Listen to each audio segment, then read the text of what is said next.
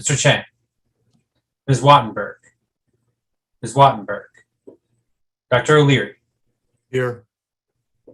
Mr. Parker, Present. Dr. Sutter, Present. Ms. Thompson, Present. Dr. Reed, Present. Mr. Patterson, Present. Mr. O'Sullivan, Mr. O'Sullivan, Mr. Bowie, Mr. Bowie, Ms. Lopez, Ms. Lopez, Ms. Johnson, Ms. Johnson. Mr. President, you have quorum. Thank you. Members, as you can see on our agenda, we have a packed meeting. And so I'm going to try to move as efficiently as possible. For members of the public that are viewing tonight, we're thrilled to be joined by Congresswoman Norton, who is going to share updates with us. We will also hear from our colleagues at OSSE. We will have a brief discussion around the board's work regarding our STAR framework engagement. And we'll hear from a number of our committees about the work that they are advancing. And so much more to come and much more in addition to those topics we will cover tonight. Before we get to the Congresswoman, I'm going to turn to the Executive Director, Mr. Hayworth, for your report, if you have one at this time. Thank you, Mr. President. I will hold my report until after the Congresswoman speaks. Thank you. Thank you. And Congresswoman Norton, again, just want to give you a very warm welcome. Thank you for joining us. We had hoped that you can share about all of the great work that you're doing for the city, for our schools and our families, to talk about legislation that has recently passed and how it impacts our school communities, as well as any potential or pending legislation and things that we ought to look out for. And so with that, I'm going to turn it over to you so you can take it away. Thank you again for being here. Thank you, Mr. Chairman. As a graduate of the DC Public Schools, I want to first thank all of you for serving. Your work is vital to us. We have given a lot of time to education this year with so many of our students out of school, working online. This has been a very, very deep and awkward year for our students. I thought that the best thing I could do would be to talk about what I've been doing in Congress for education, the bills I've sponsored, the ones that are being signed into law. So let me go through that. I have co-sponsored the STEM Achievement Act, which supports efforts to increase STEM education at minority-serving institutions of higher education. As you know, we have 2 in the District of Columbia, to award grants for building the capacity to increase the number of students in STEM. And you know that STEM stands for science, technology, mathematics, and the E stands for something too. But my bill, the Consider Teachers Act, which provides a process for the Department of Education to reconsider and reverse the conversion of a teacher education assistance for college and higher education grant to a loan. That really hindered many trying to become teachers. The bill established program flexibilities for service obligations of teachers affected by COVID-19 as well, so that the education money would continue to be a grant. Now, the Senate has passed, my bill, the Consider Teachers Act, has passed both chambers, and I expect the president to sign it into law any day. I have co-sponsored an important bill called Supporting Early Career Researchers Act, which authorizes the National Science Foundation to establish a 2-year pilot program, awarding grants to highly qualified early career investigators to carry out independent research programs at institutions of higher education chosen by each investigator. And this bill passed the House in May. I also appropriated the supported the fiscal year 2022 appropriation bill, which provides $40 million for DCTAG. DCTAG has been so important for DC residents. My new bill increases the annual award for DCTAG from $10,000 a year to $15,000, and increases, of course, the lifetime DCTAG award from $50,000 to $75,000. The bill also repeals the provision that reduced the family income eligibility limit. My constituents will remember that the Republicans reduced it from those earning $750,000 to $500,000. We have gotten it back up again. A DC tag, of course, makes up the difference for DC residents between in-state and out-of-state tuition at public institutions of higher education. The bill passed the House in July. This is important because the district does not have the same kind of breadth of higher education institutions that other jurisdictions. Sometimes they have 20 or 30. We only have one that is publicly financed. Finally, let me congratulate the 3 DC public schools, which have been recognized this year by the National Blue Ribbon Schools program. That program recognizes public and private elementary and middle and high schools based on their overall academic excellence. We had 3 such schools in the District of Columbia, schools that have closed the achievement gaps. They are BASIS, our DC Public Charter School, as well as Eden Elementary School and Lafayette Elementary School. So that, Mr. Chairman, is my report on what we have been doing in Congress on education. It's been a very busy year for education. I can only imagine. It is my understanding we have you for a little bit more time. Are you open to questions from members? Certainly so. Awesome. Members, we will limit this to 1 round so that we can make sure to get to everyone. And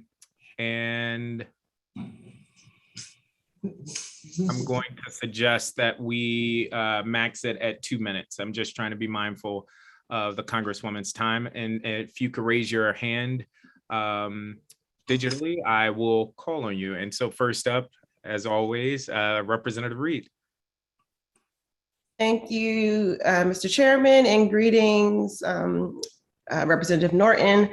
Any feedback or rumblings about in the Individuals with Disabilities Education Act, either fully funding it or any updates on that? I believe it is fully funded. Americans with Disabilities Act, I believe was funded. The Individuals with Disabilities Education Act. Yeah, I believe it is funded. There was talk, I know, of not touching it with the previous administration and considering. What?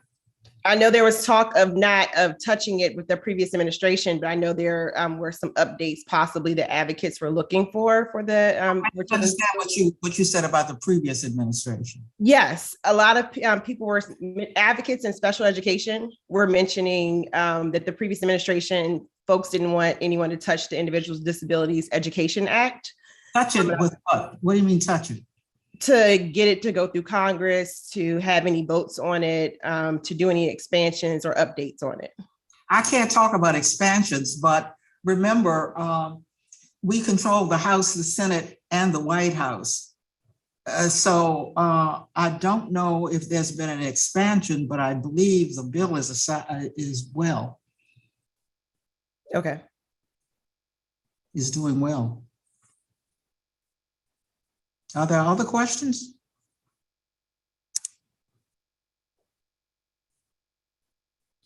Sorry about that. Yeah, you might want to be, you might be interested in knowing that the American Rescue Plan provides, now I don't have the DC figures, but it's almost 40 billion in support of institutions of higher education to serve students and ensure learning continues during the COVID-19 pandemic. That's important for DC because we have institutions of higher learning here.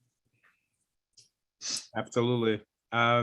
Members, I'm going down the list as I see it in the participants panel. So apologies if I call folk out of order. Representative Chang.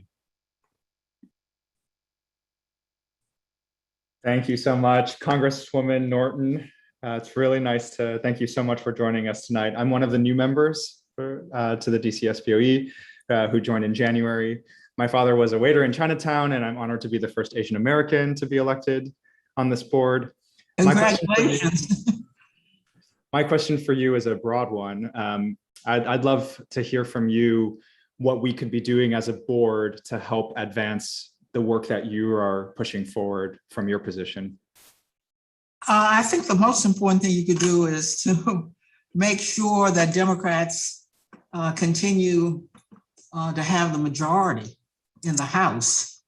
Remember, we have a majority only by 3 votes. So much that I've been able to do for education and everything else, including DC statehood, has depended on getting on being in the House majority. So I think the most important thing is for everybody to vote to make sure we keep high levels of voting in the district. That makes sense. Thank you. Thank you. Representative O'Leary. Good afternoon, Congresswoman Norton. As someone who has been involved in education in the city for now over 50 years, I was wondering, I know how much DCTAG meant to my students at Cardozo when it first started. Do you think it's got a viable chance of having this increase in the funding? Yeah, I've gotten an increase in the funding from. You said from 50 to 75, I think. No, and for individuals from 10,000 annually to 15,000. The lifetime award would be 50,000 to 75,000. And has that been passed? Yes. And so it's waiting. The appropriation bill, yes, the FY22 appropriation bill. Well, that'll be great. Thank you. Okay. Representative Wattenberg. Hi, Congresswoman. I couldn't get in at the right time, and so I came in just as you were saying something about TAG, and I'm not sure whether you reported on whether it's you're going to be able to have it increased. I know it's been a struggle just to keep it as it is, and I know you've been trying to get it increased. Yes, I've gotten it increased now from 10,000 a year per student to 15,000. That's important because it's been at 10,000 for a very long time. And yet tuition for out-of-state students in many states has gone up. And that's why I argued it should be raised from 10,000 to 15,000, that people have used TAG, DC TAG so much that they have been willing to pay the little extra that might be necessary. But I was trying and succeeded this year in getting that amount raised from 10,000 to 15,000 annually. Well, that is great news. I can tell you people will be thrilled. I have been through that process myself, and that would be a huge, thank you. All right. Representative Sutter. Thank you. Thank you, Congresswoman Norton. I am honored to be both your neighbor and your representative here in Ward 6. Yes. I am also our Education Standards Committee chair. The district is working on revising our social studies standards. And as someone very involved in the civic life of our soon-to-be state, I'm just curious if you have thoughts on what you'd like to see us make sure the social studies standards for the nation's capital include with respect to civics for our young people. With respect to civics, I suppose it's more important for young people here in the district to understand civics than any other jurisdiction in the United States. So I hope that the curriculum will make students understand what statehood means, why we don't have it, and the uniqueness of our jurisdiction in being deprived of what other Americans get because we are not a state and do not even have 2 senators. So that would be very helpful to understand their own jurisdiction so they know what to strive for as well as they become adults. Wonderful. Thank you so much, Congresswoman. Thanks for joining us tonight. Of course. Representative Patterson. Thank you, President Parker. Congresswoman, it was great seeing you on the boat ride this past Saturday and seeing you cut a rug. You still got it. So I want to say that first and foremost. But I want to ask a question around the Every Student Succeed Act, which was passed in 2015, of course, under President Obama. And the question that I want to ask, or maybe the request that I want to ask, is that only the bottom 5% is really identified for any type of real support financially. Anything. Is there any talk, or have you looked at possibly increasing that? Because what I'm seeing a lot of times, because I am an East of the River resident, is that 5% really doesn't cover the schools that really need the support. And I think that that amount should be increased, or a higher percentage of schools that are looked at for support, maybe 10% or whatever the case may be. But just to give you some thought about if that has been looked at, or have you considered looking at that, increasing that amount for support of schools that fall within that 5% that are the lowest performing schools? So the 5% that are the lowest performing schools now get what? It's a very small amount. I believe the first time that I saw it, and we have kind of suspended it over the COVID period of rating schools and everything, but it amounted to very little, a couple $1,000s to be honest with you. I think, we got federal funding for like $11,000, or my bad, $11 million. And we had to spread that out over a bunch of schools, and it really did not do a lot for those schools.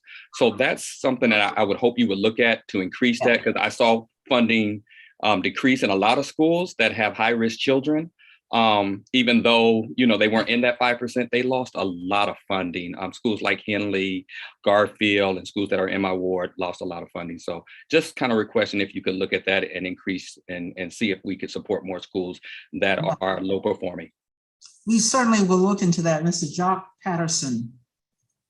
So my staff is taking that down. Yeah, so sir, could you please reiterate that the name of this bill? You said it passed in 2015? Yes, the Every Student Succeed Act. Every Student Succeed Act. Okay. Every Student Succeed Act. We will get back to you, Mr. Patterson. Thank you so much, Congresswoman, and look forward to seeing you out in the community. Yes. Thank you. Vice President Gasor. Hi, thank you so much for being here and sharing your wisdom with us. I just wanted to first thank you for your tireless struggle to get DC statehood passed. So thank you for that. And my question is related. So I'm just wondering, when we do succeed in getting DC statehood, will that impact TAG? So, is TAG based on the assumption that we are, we need that because we are not a full state? Well, it probably will impact TAG. Is that your question, TAG? because Yes, we'll ma'am. be entitled to the same thing everybody is entitled to. Now, of course, I got this, which no other jurisdiction gets, not by arguing that we're not a state, but because we are in the appropriation process of the Congress. We won't be in it if we are a state, except for whatever any other state gets. So I can't promise that DCTAG will succeed us into statehood. Sorry about that. Thank But you. we'll Well, have it's important to We'll have know. a lot of other money, though. We'll have a lot of other money we don't have. Thank you. I am not seeing any other questions. Members, are there additional questions? If not, I will ask a question, Congresswoman. Obviously, in the news, there's a lot of talk about the pending infrastructure bill, and fingers are crossed that we can get something passed. My question is more so, what might we expect locally in terms of additional funds, either that could benefit our schools, or how might the resources from that infrastructure bill be utilized by states for the benefit of school communities? If you could just speak a little bit more about that, that would be helpful. That's an excellent question. There's not specific money for schools in the infrastructure bill, but the infrastructure bill will certainly assist schools because we will be building where they are located. So I can't say we'll build schools with the money, but we'll be building to help people get to schools. And it will help throughout the District of Columbia, where people have to travel on sidewalks and roads to get to schools. And is your understanding that, well, let me ask this differently. What parameters, if any, do you anticipate there being in that bill for how states must spend the money? Or is it essentially a blank check? The money that will be wrapped up in the infrastructure bill for states? No, once the money comes to states, it's specifically for specific areas, to be sure. But beyond that, states are going to have a lot of leeway on how they spend that money themselves. Only they know their own infrastructure. Awesome. And I have 20 seconds. I'm going to squeeze in one more additional question. Although the fine print is not finalized, do you have or do you anticipate how much DC could benefit from the legislation should it pass tomorrow? Which legislation? The infrastructure bill. Oh, well, I was subcommittee chair that helped write the bill. Now that doesn't get broken down in the bill itself. It's done on a per capita basis. So I anticipate that since DC is treated as a state, even though we're not yet a state, for federal funding, that we will get a proportion equal to all 50 states. Understood. And that is my time. Again, Congresswoman, we are really appreciative of you taking time out of your very busy schedule to join us and sharing the work that you're doing, but also answering our questions. Well, thank you very much for very intelligent questions. We have one or two to get back to you on, and I promise you we will. My staff has been with me in this meeting. Awesome. Thank you. Thank you. Thank you. Bye, everybody. Enjoy the rest of your evening. Bye. You too. Members, we are going to continue on with our agenda. I am seeing our friends from OSSE joining us. And so I am going to now turn it over to, I believe, Ms. Ross to provide updates about the education preparation providers as work that we've been engaged in for several months now, as well as an update on the school report card. And if I'm seeing a head nod, so Ms. Ross, you are going to kick us off. So I will turn it over to you. Thank you so much, President Parker, and it's wonderful to see everyone again. Reflecting back on this meeting, we have really enjoyed spending some time with you over the course of this summer to talk about our educator workforce initiatives. We do have two agenda items here tonight. One is related to educator preparation providers, and the other is related to school report cards. On our OSSE team, we were planning to start with school report cards. If that works for state board, would love to proceed that way. But if there's a preference to proceed differently, of course, happy to change course. That is totally fine. That is totally fine. Excellent. Thanks, President Parker. I'm then happy to turn it over to my colleague, Donna Johnson. Thank you Great. so much, Elizabeth. Good evening, state board members. It has been quite a while since I have seen many of you at a meeting, and I am so excited to be back here. I wanted to introduce my colleague that is also on the call with us, and I apologize. I immediately got kicked out of the meeting as soon as I got in. So if my colleague has already introduced himself, I may be duplicating efforts, but I want to introduce Evan Kramer, and I'll give him a moment to introduce himself before we get started. Hi, Donna. Hi, everyone. Thanks so much. I'm Evan Kramer. I get to work with these fine folks from OSSE. I'm our assistant superintendent for data assessment and research. It's really good to be with you all.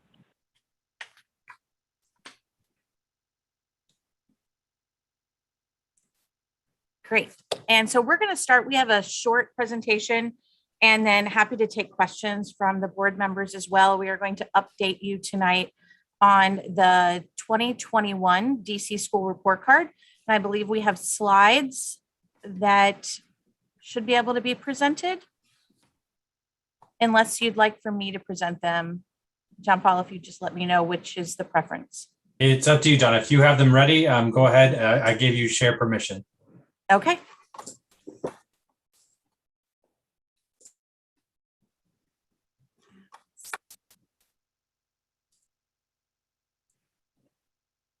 It might be easier because we use a different platform. And so I want to make sure that we're sharing this in presentation mode.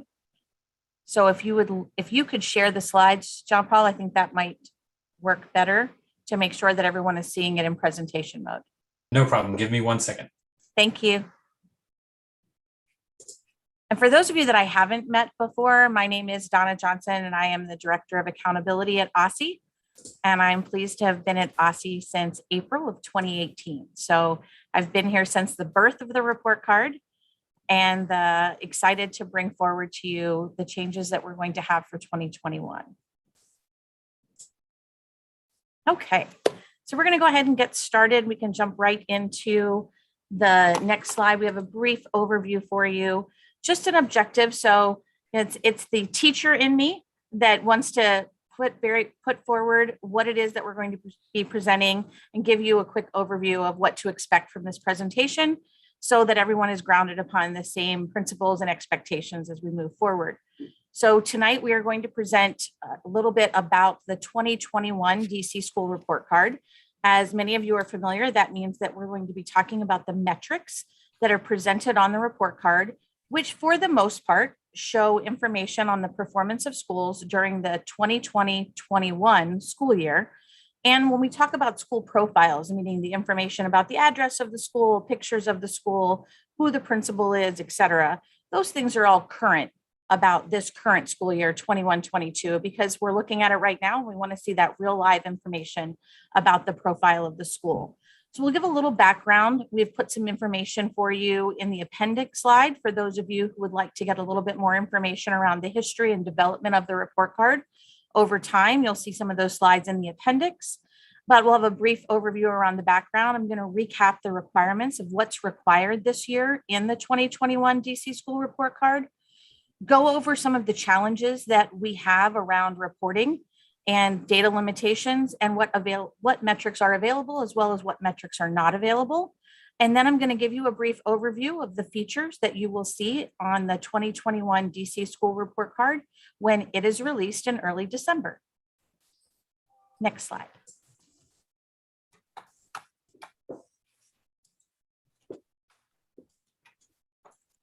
So a couple of background information. Many of you, and I know that you have talked about the report card oftentimes, so you know that the requirements of the report card are established in the Every Student Succeeds Act, which you were just talking about with the Congresswoman. Those were reported for the very first time in December of 2018. The development of the report card itself was based on feedback received from thousands of DC stakeholders, including the state board and efforts in collaboration with the state board, as well as the ESSA task force. And it was published for the first time December 7th of 2018, and then published every fall thereafter as an annual report card. The report card, as you can see, these are the screenshot images from our report card site that was as it was released in the very beginning. So that's the landing page that you see, as well as what a typical example school profile would look like. And these are our historical versions of the report card. This is not the 2021 report card. These are the historical versions looking at the background. Next slide, please. So a quick overview of what is required. So as you're aware, DC received a waiver of many of the components for assessment and accountability under ESSA.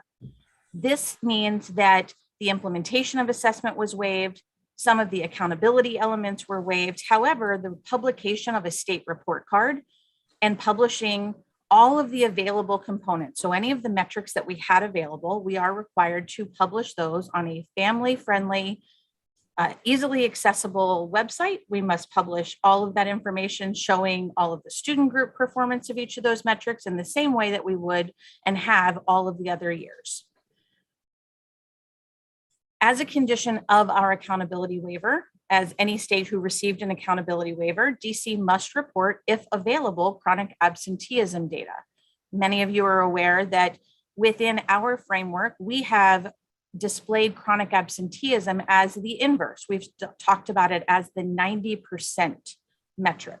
And so we are actually going to report it in the same way that it's federally reported, in the same way that it will be reported everywhere else as pure chronic absenteeism. So that's a small shift, but looking at essentially something very common, yet not exactly the same.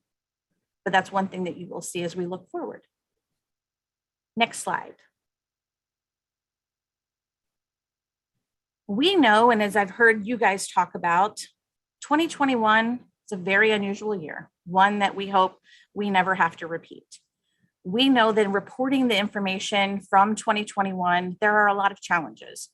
Not all of our metrics are available. We don't have data from them to report. We know that we did not administer statewide assessments.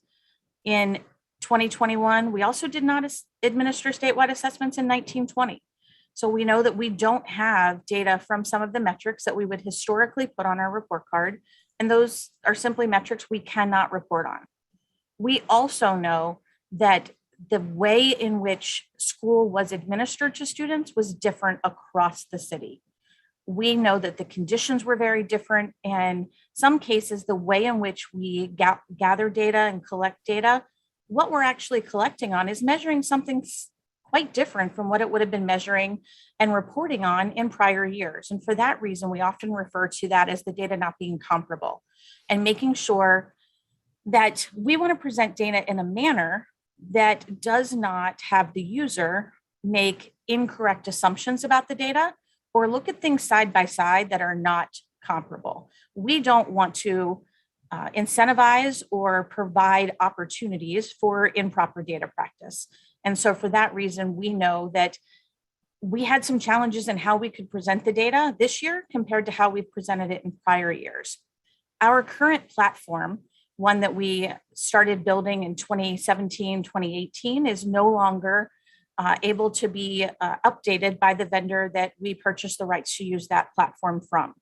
And so there were some constraints around how we could build it within the current platform. And what we decided to do is that we would build a separate site, a new site for this data, so that we could present that data most responsibly, accurately, and efficiently, because we wanted it to be user-friendly and easily accessible to all those who wanted to see the information about our schools. Next slide, please. So what is available? So I've grouped these together in the way that you'll see them on the current report card. The school profile data, all of that information that you typically see on the school profile data, all of the information about our schools, the name, the principal name, the address, the unique message from the school that is written by the school, the extracurriculars, all of those types of things present the current status for 21-22. Those are validated by our LEAs every year to make sure that they are accurate, and then we publish them on the report card after validation. We also will present student enrollment. That student enrollment represents the 2021 student enrollment. So it's the enrollment that has been collected and then validated by our LEAs. All of our data is validated by LEAs before it's published and put on the report card. For the academic performance components, we will be able to publish APIB participation and performance metrics. We will be publishing both of our SAT metrics, both the college and career readiness metric, as well as the DC percentile metric. Our graduation rates, both 4-year, 5-year, and then we have a metric that we publish for our alternative schools only, which is the secondary completion metric. Our college enrollment will continue to be published. This year, we will be publishing the class of 2019, both their 6-month and 12-month enrollment, and the class of 2020's 6-month enrollment. On the school environment section, we will be publishing the information around our teacher and school leader data. Those are the same metrics that we have published every year on teacher and school leader information. We haven't changed from those metrics that were approved by the board back in February of 2018. Attendance, we will be showing chronic absenteeism, as I mentioned before, as well as in-seat attendance and pre-K in-seat attendance. As you may recall, those are 2 separate metrics. We also show student mobility on the report card, which shows the cumulative number of entries and exits throughout the school year, re-enrollment, and then for our alternative schools, we have 2 metrics, one called re-engagement and another called 8th to 9th grade transition. Our student discipline data was collected via our discipline collection. It is reported in our annual discipline report and will also have an accompanying data file. And then school finance, as you know, we started reporting school finance in 2020, and this will be the 3rd year of that publication. And the school finance data gets added to the report card every spring. And the next slide. The next slide is just a summary of that information and those metrics that we will not be able to report. And I've put in red a couple of reasons that we will not be calculating. We either don't have all of the data to calculate them, and then letting you know if it was not calculated per a waiver, if it was something that was not administered, if we received a waiver. I'm not going to read through each of those. I think all of you can see those slides, and I'm happy to answer questions. If there's anything that you have questions about that was not administered, that we will not be publishing. Next slide, please. So I've mentioned a little bit around how some things will be different, but quite a bit will be the same. And so while we are going to be displaying our 2021 DC school report card in a separate platform, separate website, some of the things are still the same. It will still have that same user-friendly access. You'll be able to access citywide data as well as school level data for all of the metrics.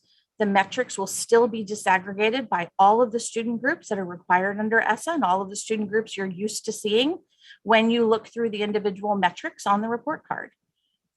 Schools will still have individual report card pages. These report cards will actually be able to be easily printed off if someone wants to and look through them. They will be available on this website and from a separate link as well. The site will use similar graphics in terms of icons and the language that we tested with a large number of our stakeholders when we were initially building the report card. So a lot of common language, a lot of common visuals will be in place. So it should look pretty familiar, but it will be presented slightly differently.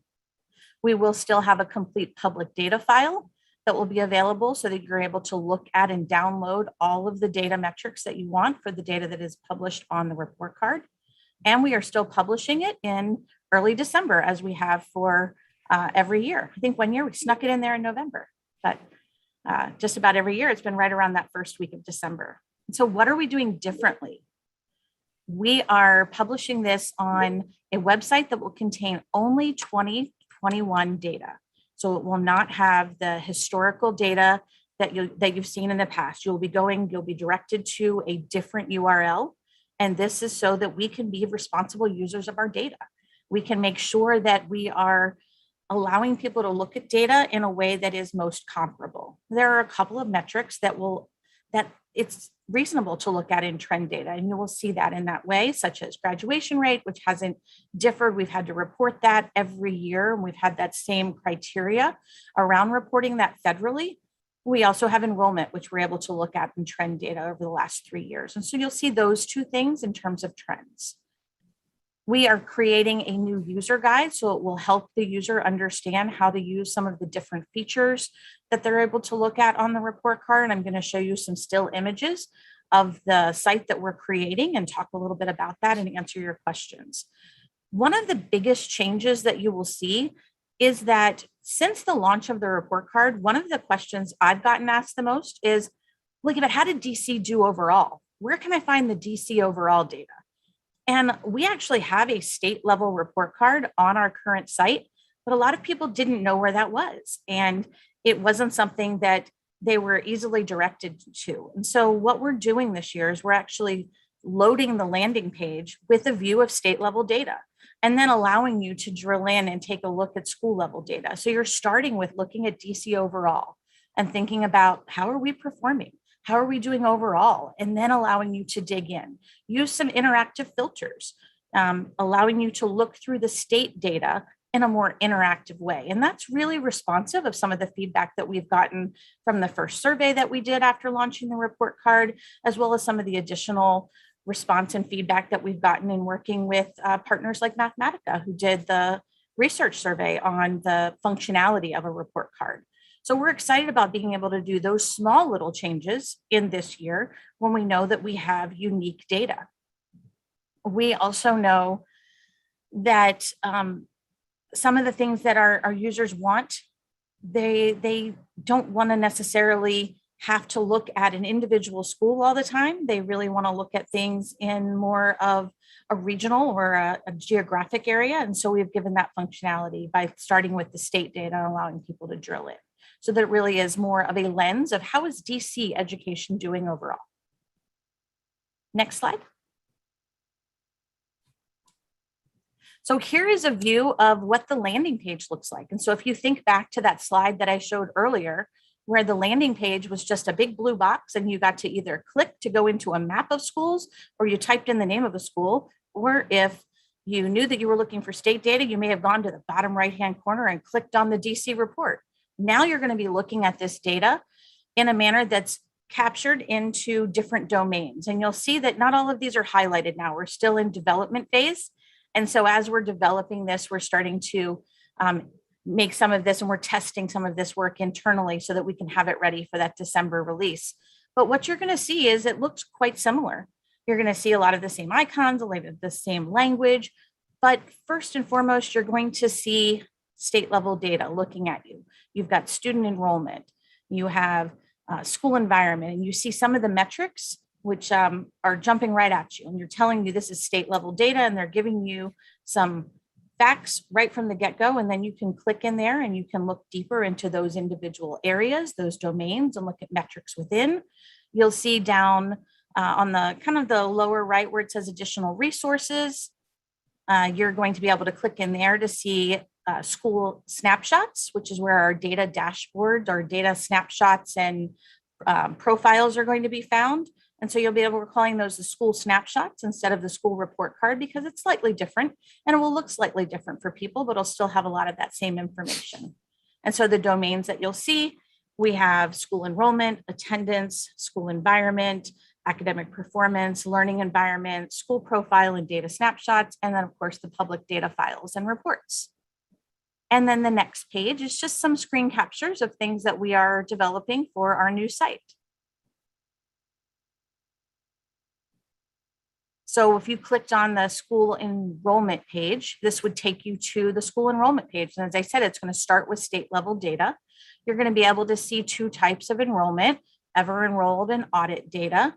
And so that's going to come right there in front. You'll be able to do some filtering and look at some of that information. If you wanted to look at just the Ward 6 data, you'd be able to click on 6 and see what does that look like for all of the schools located in Ward 6.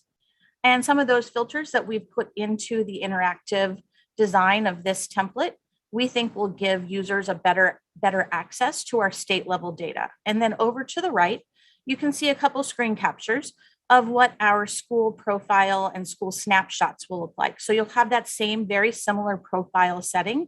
So you have the information about the school, and then you'll be able to see the individual metrics. So you're able to see information such as attendance or such as re-enrollment or mobility. If this is the one behind it, I think is an elementary middle school, so it wouldn't have high school data. And that's the overview of our DC school report card for 2021. Happy to take questions from the board. Thank you, members. Like always, if you could raise your hand, I will call on members as I see their hand. And as always, Representative Reed, you're up first. Okay, we're going to try this again. Hi, OSCE team.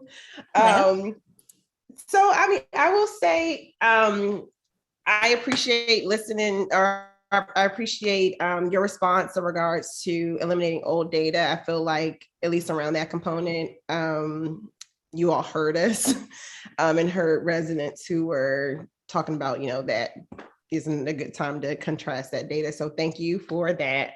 I did have a question about the AP and IB offerings, and I was wondering, are AP and IB offerings proportionate across the city to the point that we can measure that and report that out on a report card?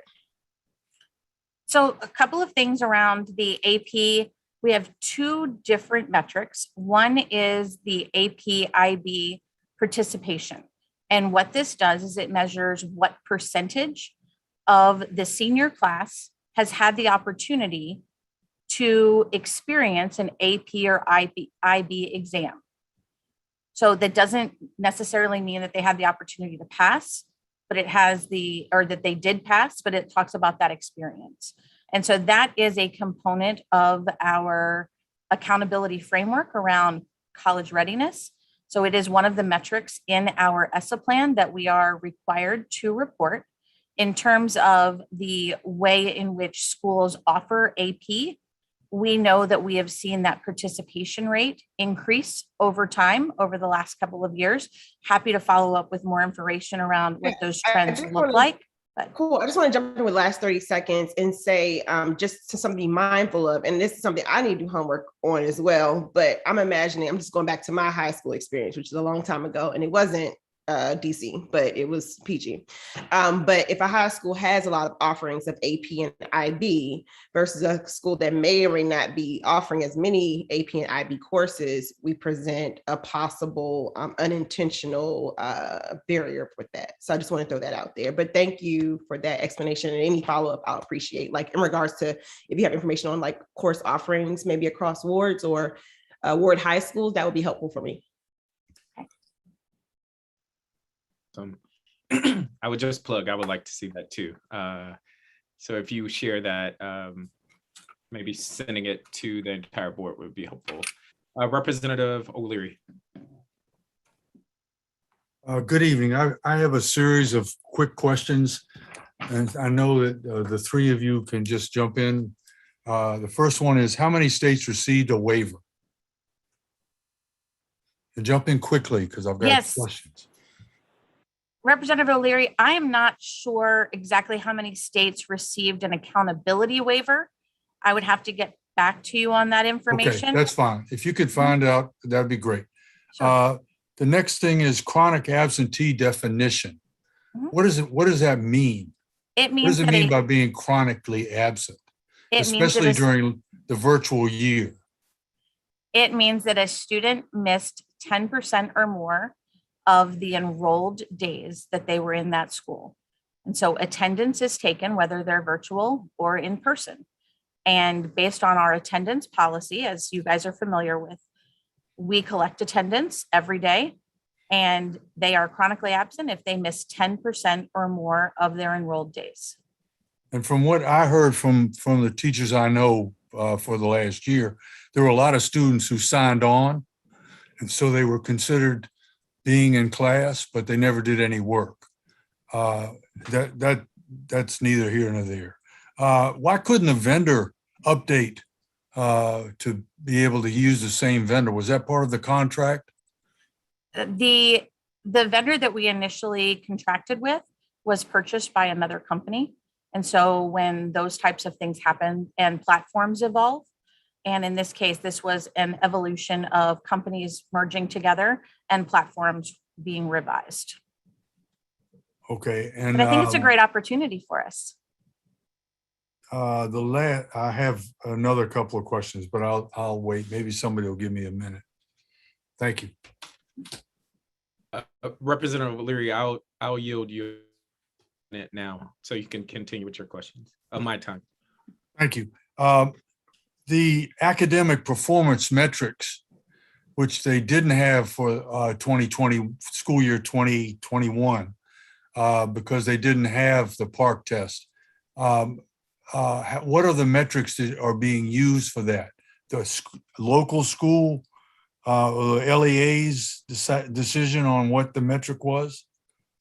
The academic performance metrics are the ones listed on that slide that I included. I believe it is slide 7 of the deck that you had. It includes the AP/IB participation and performance metrics, the SAT, college and career readiness, and DC percentile, graduation rates, both 4 and 5 year, as well as the secondary completion for alternative schools. And then on the report card, we also have the college enrollment rate. So those are what is a part of our ESSA plan.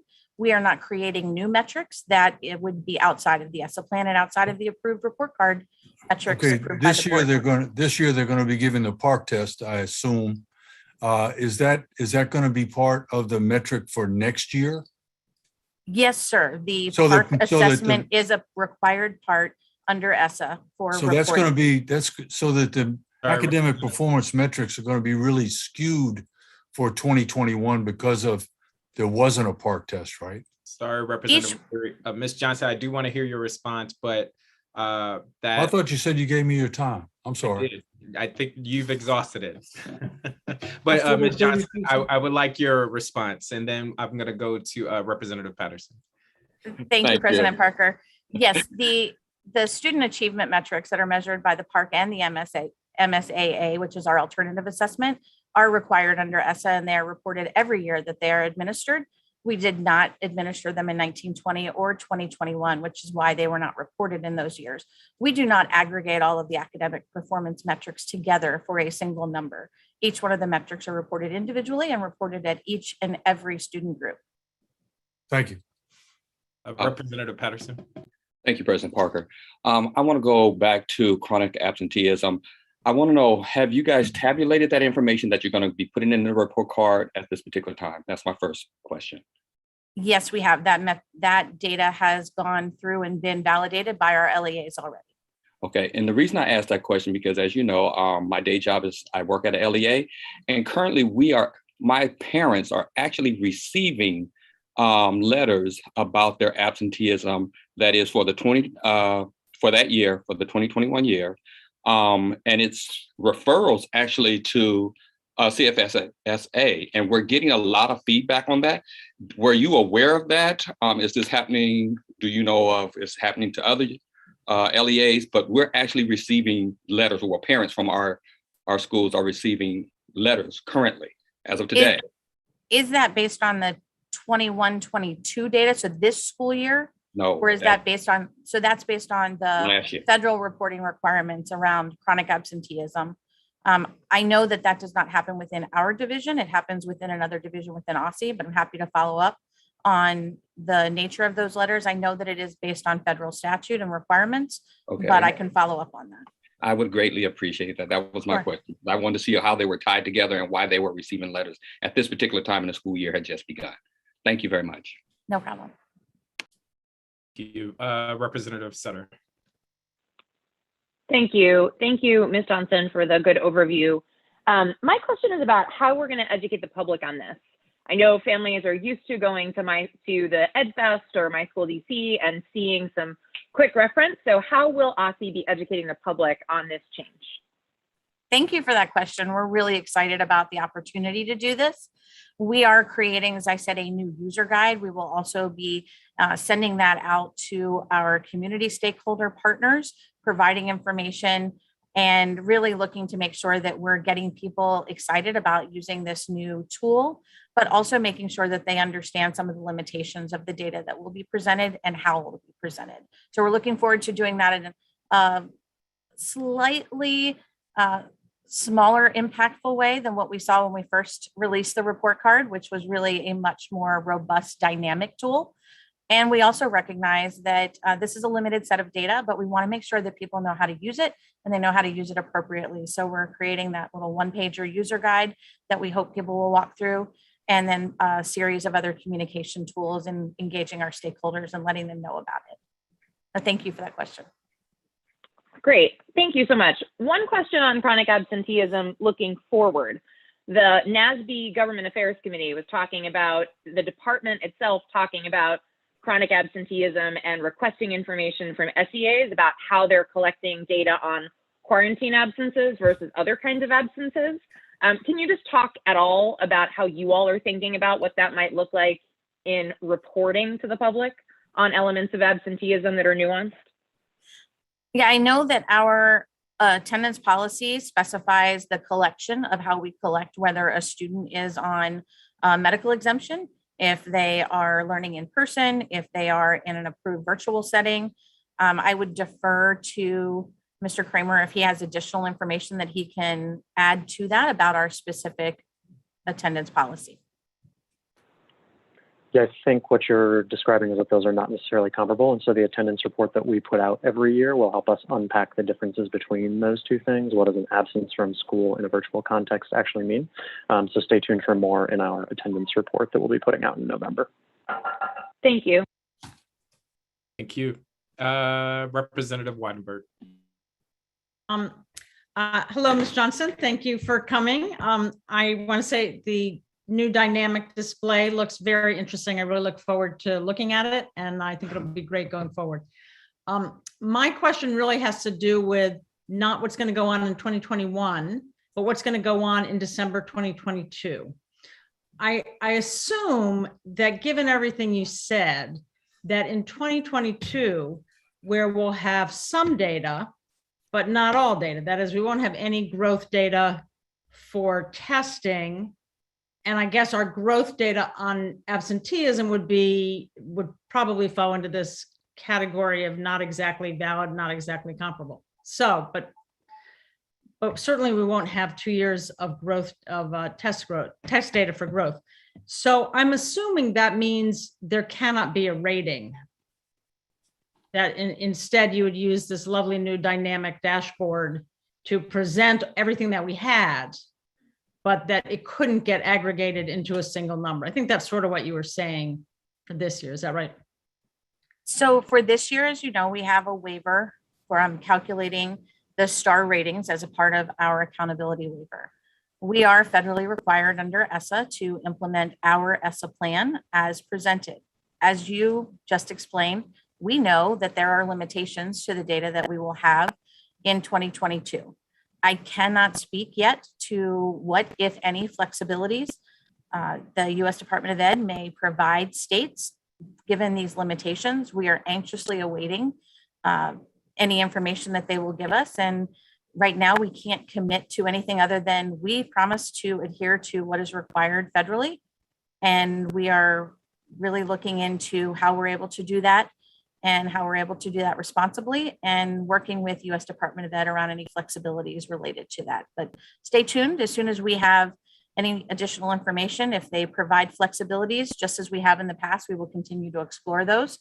And we look forward to engaging with you more around the future of the report card, but we can't commit to anything right now because we're not sure exactly what flexibilities might be provided. But let me just say, we look forward to working with you as well. And just one very quick follow-up is whether you have any timeline about when the department will have any knowledge about what's happening. I do not. We are working with them, but I don't have a timeline yet. All right, great. Thank you very much. Thank you. Representative Thompson is next. I think I have two questions. My first question, I apologize if I'm mistaken. Don't we normally report out things around teacher licensure on report cards for traditional DCPS? We report a number of both teacher and school leader metrics. While the metrics that are required, we have years of experience, the total number of teachers and school leaders. We report years of experience for all schools. So the number of years of experience for all teachers, the number of years of experience for all school leaders.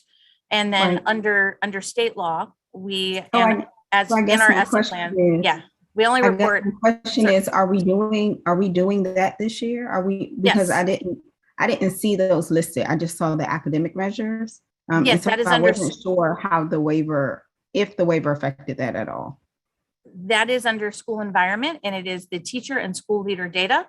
You will see certification, in-field status for our DCPS teachers, and you will see experience, years of experience, and total number of teachers and school leaders for all schools. So my second question, which is a bit different. So if you're not, and I know COVID in particular makes just in-person interactions or other interactions difficult, but if you're not someone who has access to a device or reliable internet, how are you all thinking about getting those families that information? I know this is one of the things that Representative O'Leary was trying to get to in his long list of questions. Our website is obviously a website that's accessed by quite a few. As I mentioned before, the school snapshots will actually be easily able to be printed off, and schools can send them home. They can hand them out at EdFest. Those are things that can easily be made available as printable PDFs. So if you want to see the information about that school, then you're able to print that off. So the expectation is that the schools bridge that gap. There is nothing that OSSE is planning to support schools with around that? We do not print off the individual school reports, and that's not something that we've historically done. We've made the website available. It's available from a phone, it's available from a computer, and then the school reports are able to be printed off. And that's the extent of how we've made them available, in addition to making them available online in fully in 2 different languages. But we do not have a printable version. It is an interactive website. And so looking at the data and being able to filter through the data does require an interactive access point. It's not something that is just a flat piece of paper. Vice President Gasoy.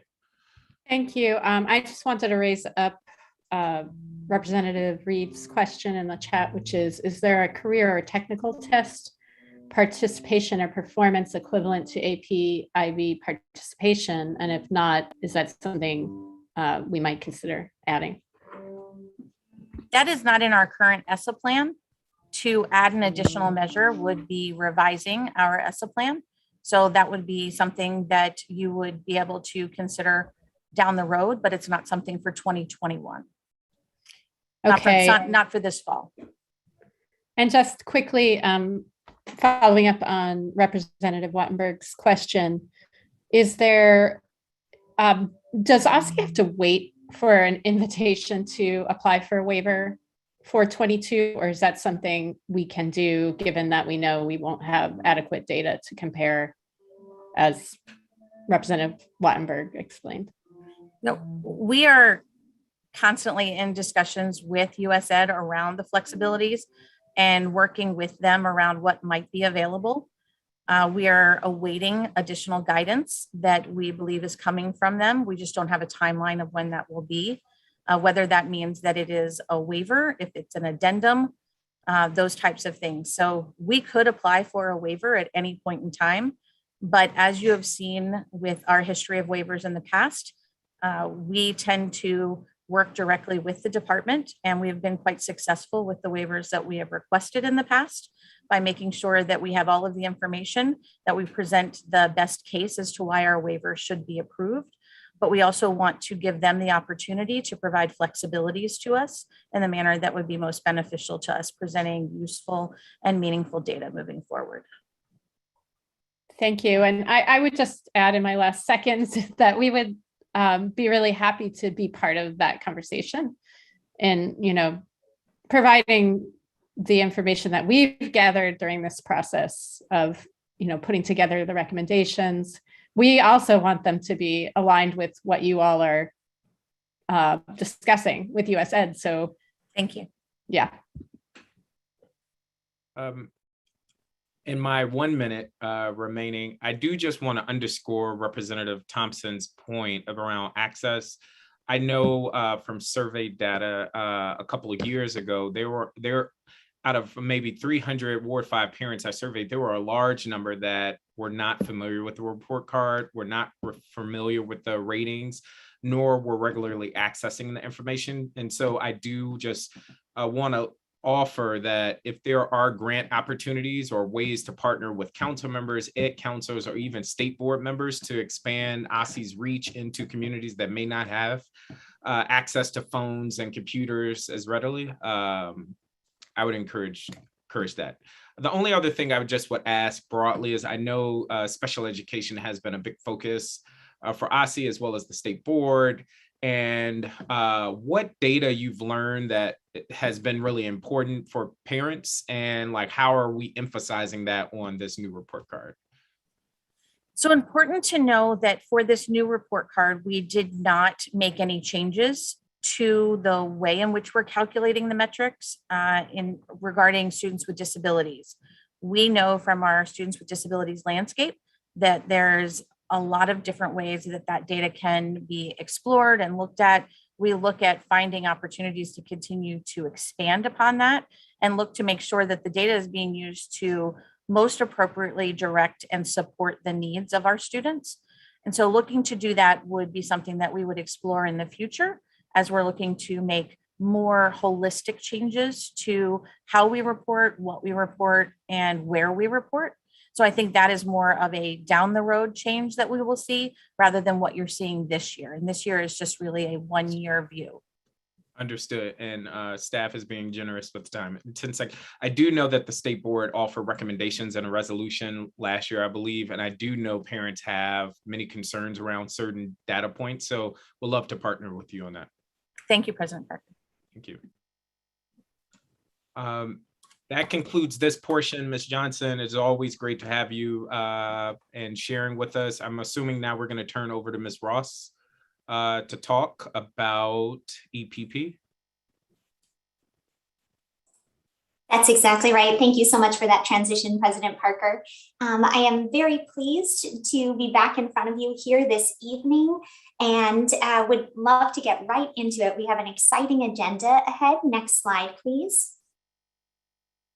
I'm here tonight first to provide an overview of the work that we've done together over the past 4 months or so, then to highlight some priority provisions in our notice of proposed rulemaking that we anticipate will be available in the coming weeks to the public for public comment, then to do a refresh of the CAPE Educator Preparation Provider Standards, which we provided a deep dive of earlier this summer, then to present a draft State Board of Education resolution adopting CAPE standards.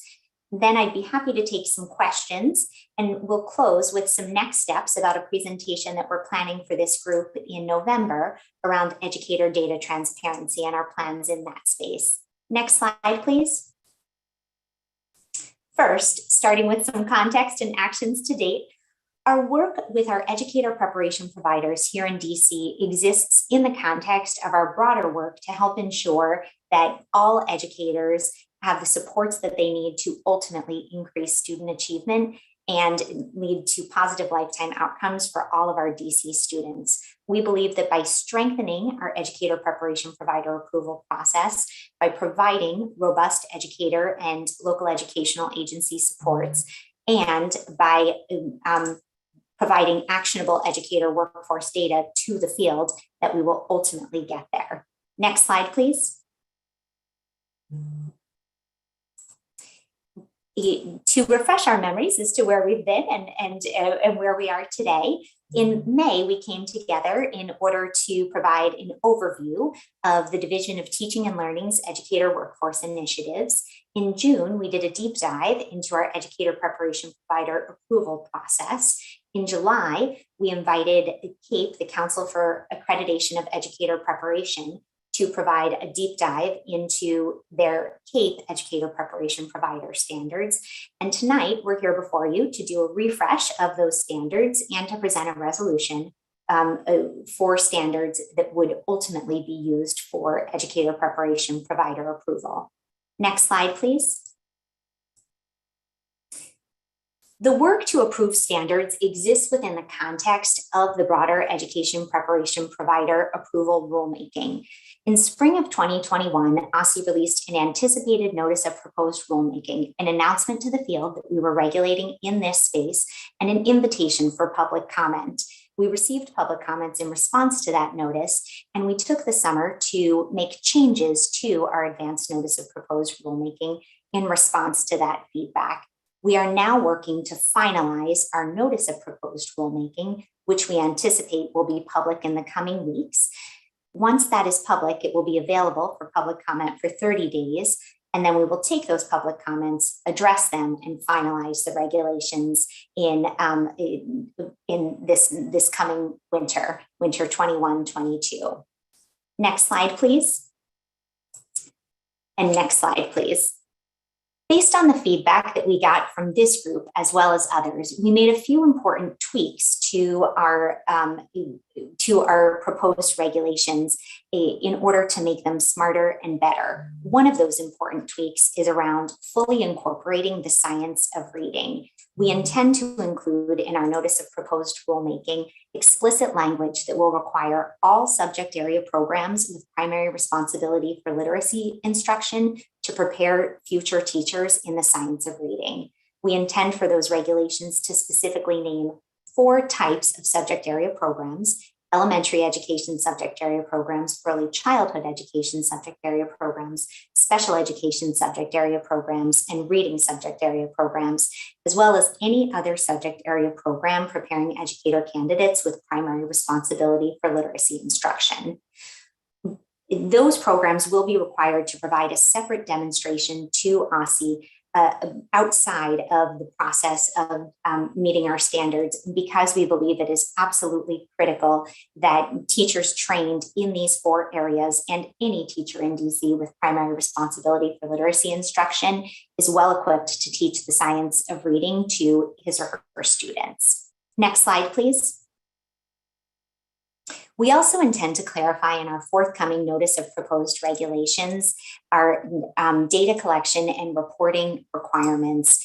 We firmly believe that data transparency is the first line of accountability, and we think that the field itself will grow, and our stakeholders, including our districts and students who are making selections about where they might want to pursue their educator preparation, will benefit from having access to data about the work that our educator preparation providers are doing.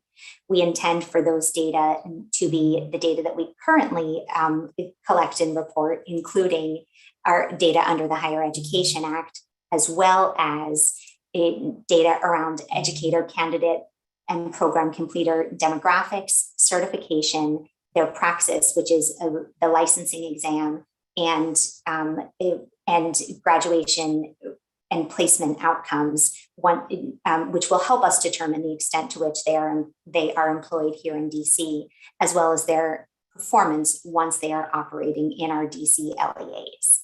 Next slide, please. I'd now like to turn us to the educator preparation provider standards. Under our DC official code, the State Board of Education has the authority to approve standards for accreditation and certification of teacher preparation programs of colleges and universities or teacher preparation academies. This authority enables SBOE to approve institutional level or educator preparation provider standards for approval.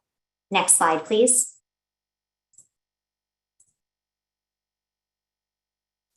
As we discussed when we met with you in August, the Council for Accreditation of Educator Preparation is currently operating here in DC, and all OSSI, IHE, or Institution of Higher Education-based EPPs are currently approved by CAPE.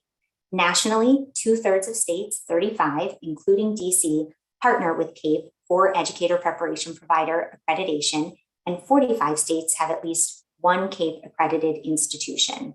CAPE recently concluded a standards review process and released its new 2022 standards. Every 7 years, these standards are reviewed as part of CAPE's commitment to continuous review and ultimately improvement. Next slide, please. The first CAPE standard governs content and pedagogical knowledge. Under this standard, educator preparation providers are required to demonstrate to CAPE reviewers, and CAPE sources its reviewers from experts in the field, practitioners, scholars, researchers. All of these individuals undergo training in order to ensure that they are evaluating educator preparation providers fairly against a rubric. And under this standard, education preparation providers are required to demonstrate that their candidates have an understanding of critical concepts and principles of their discipline, and that they are practicing equity, diversity, and inclusion. This standard governs both curriculum and clinical practice, and it also requires education preparation providers to demonstrate that candidates can effectively work with students and with their families. Next slide, please. Under Standard 2, education preparation providers are required to demonstrate to a CAPE team of reviewers that clinical partnerships and practices are robust and high quality. As anyone with teaching experience knows, the clinical partnership and practice experience that educators have is potentially the most critical portion of their educator training. Under this standard, CAPE reviewers are looking to ensure that there is shared responsibility between P12 institutions, local educational agencies, and the education preparation provider to ensure that the clinical practice experience that candidates are having develops their knowledge, skills, and dispositions so that they can ultimately positively impact diverse students' learning and development. Next slide, please. Under slide 3, educator preparation providers are required to demonstrate that there is adequate candidate recruitment, progression, and support. In particular, CAPE standards require education preparation providers not to be enrolling overly large classes of candidates that then they cannot support to progress throughout the program and ultimately successfully achieve their aim, that is to become teachers. Under this standard, an educator preparation provider is demonstrating that it's providing appropriate services to candidates in order to support them along the way, and specifically looking at advising, remediation, and mentoring throughout all phases of the program. Next slide, please.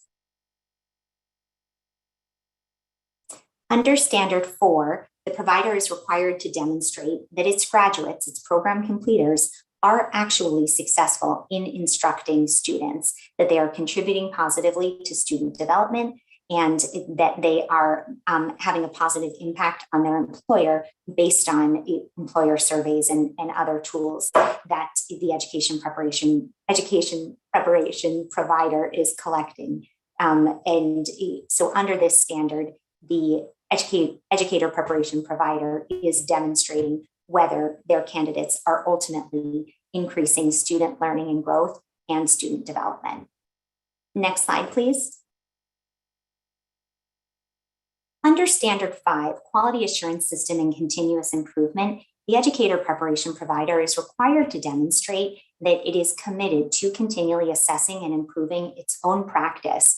As any educator knows, we believe in continuous improvement and progress and growth. It's why so many of us are called to this profession. And so under this standard, the institution is required to do the very same thing, to continually assess data and then to use that data to make iterative improvements, ultimately making sure that programs and innovations are able to be incorporated and to move the field forward. Next slide, please. Under Standard 6, Fiscal and Administrative Capacity, the educator preparation provider is required to demonstrate that it has the administrative capacity, the faculty and infrastructure, and other resources appropriate in order to meet professional, state, and institutional standards. This standard is particularly important because we know that many students make a significant financial investment in their own education, and we want to be sure that students doing so in the District of Columbia are doing so at an institution that is both fiscally and administratively sound. Next slide, please. Next slide, please. From this overview, I'm pleased to introduce this resolution, which I believe you have all received a copy of in advance. And John Paul can correct me if I'm mistaken, but I think should also be posted in the public resources for this meeting. The resolution asserts a number of key points about OSSE's work in educator to govern educator preparation provider approval, and ultimately resolves that the State Board of Education adopts the 2022 Council for the Accreditation of Educator Preparation Standards in their entirety for OSSE's use in approving educator preparation providers that prepare candidates who are eligible to earn an educator credential in the District of Columbia. Next slide, please. Next slide, please. It's OSSE's intention that this resolution would be adopted at the October 20th, 2021 SBOE public meeting, and then we will use our November meeting in order to present on our work in educator data transparency initiatives for the 2021-22 and subsequent school years. Next slide, please. Before we get to questions, just to provide a brief overview of our November meeting, because I know it's a topic that is keenly of interest to many of you on this committee, and it is a topic keenly of interest to our team at OSSE as well. It's also something we have underway right now. In October of each year, OSSE collects teacher retention data along with other faculty and staff data under the faculty and staff data collection. That data collection successfully launched last week and is underway. It will close for LEA certification on October 29th. Also this fall, we have launched a dynamic educator talent and equity dashboard, which provides each LEA with access to LEA-specific faculty and staff data, including teacher retention data, and enables each LEA to compare its educator data to citywide educator data. The power of this dashboard is that now LEAs are in a position where they can quickly and dynamically search and sort between schools, which is particularly powerful for our larger LEAs, and they can understand how the work that they are doing compares to the work that is being done in the rest of our city to, for example, employ effective teachers or credentialed teachers, or teachers whose race and ethnicity better reflect the race and ethnicity of the student body in their schools.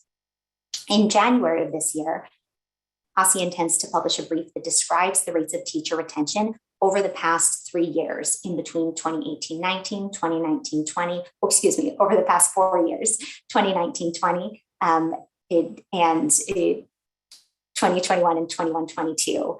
In May of this year, OSSE intends to publish a comprehensive educator workforce report, which will include data on teacher retention and also provide data that quantitatively describe the DC educator workforce.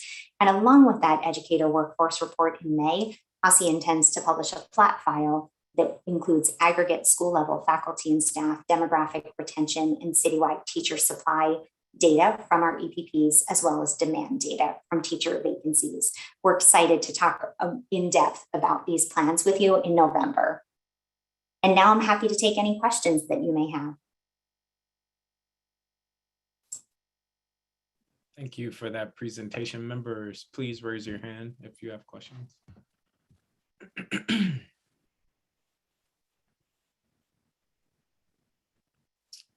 Representative Weidenberg.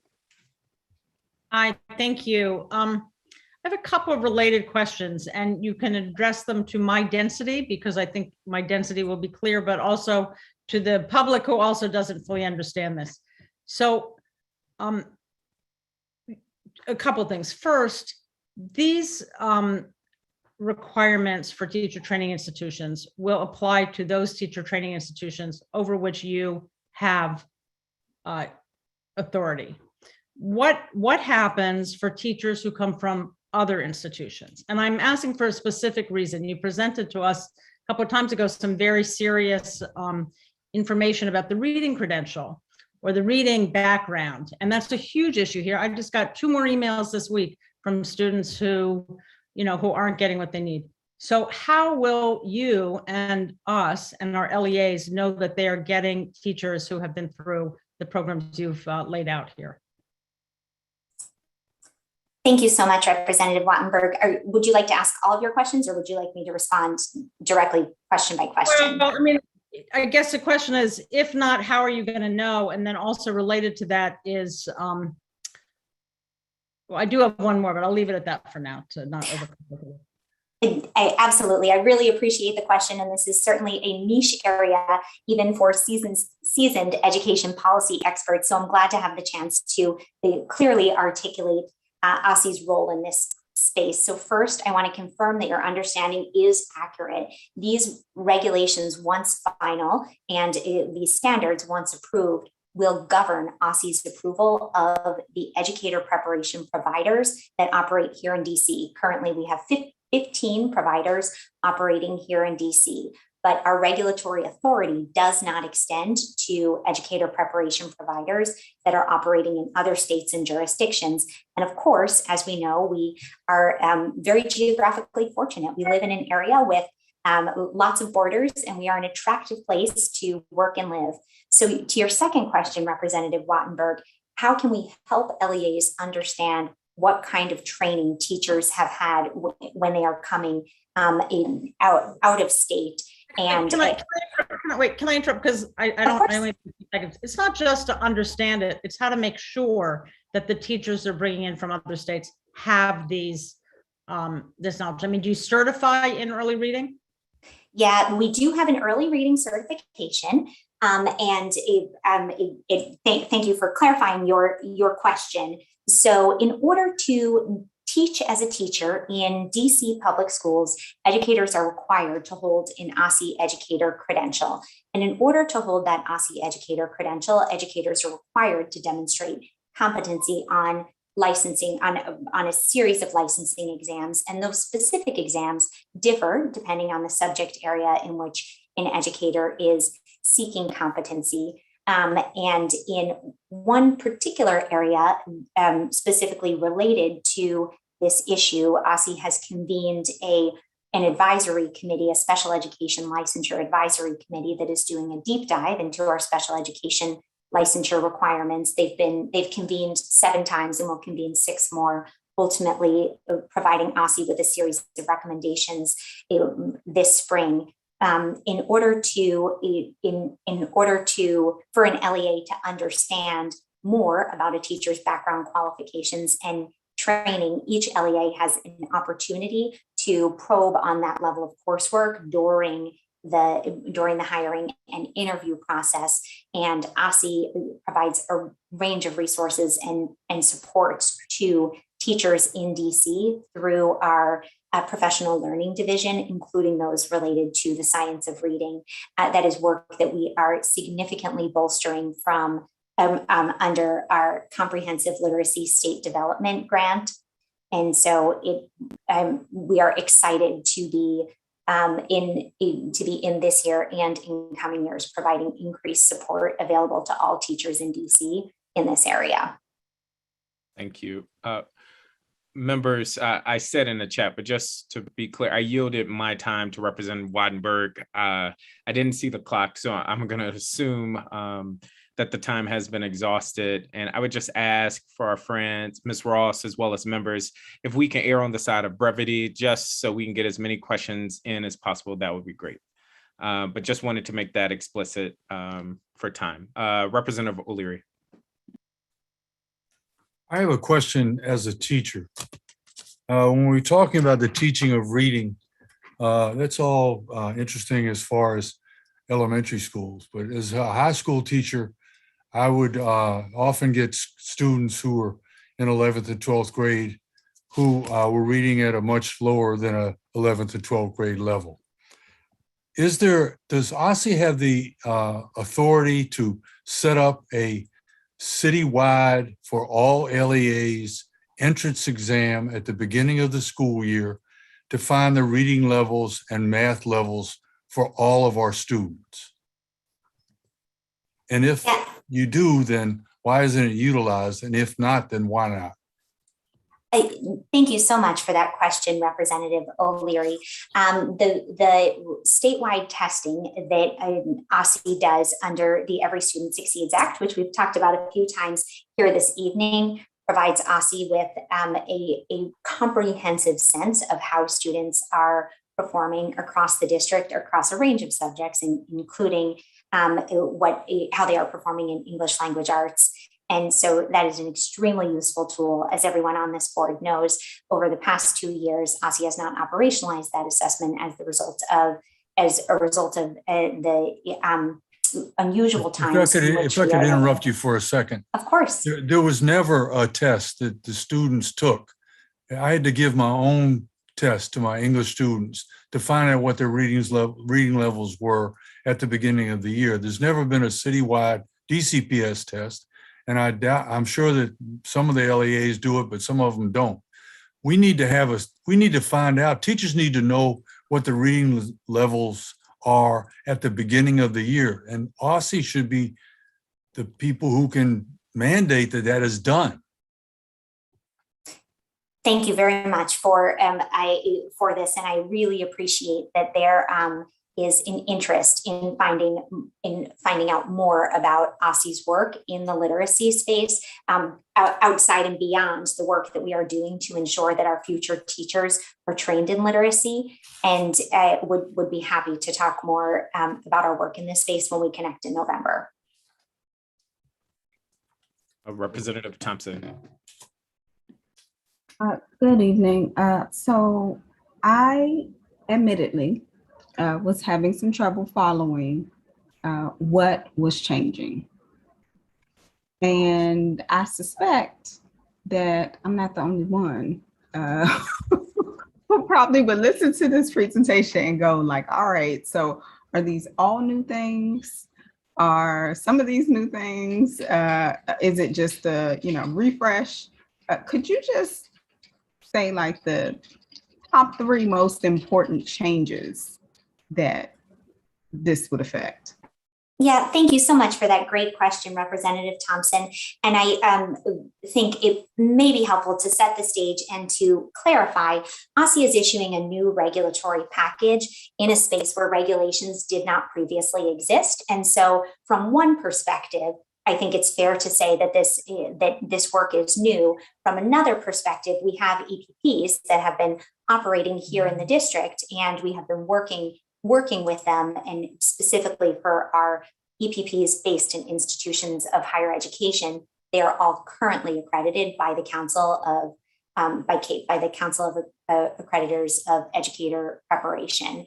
In terms of in the regulatory package, I think the 3 biggest changes since we talked to you about the advance notice of proposed rulemaking earlier this summer to this notice of proposed rulemaking that we're in the final stages of developing and anticipate issuing in the coming weeks would be 1, the explicit incorporation of the language around the science of reading. After connecting with stakeholders, including many of the individuals here today, we appreciated what a critical component that was. I would say 2 is clarifying the data collection and reporting requirements that we highlighted in order to be crystal clear with the regulated entities, that is with our educator preparation providers and with the public, how interested we are in ensuring that both educator preparation providers and the public have access to the information they need to make data-based decisions.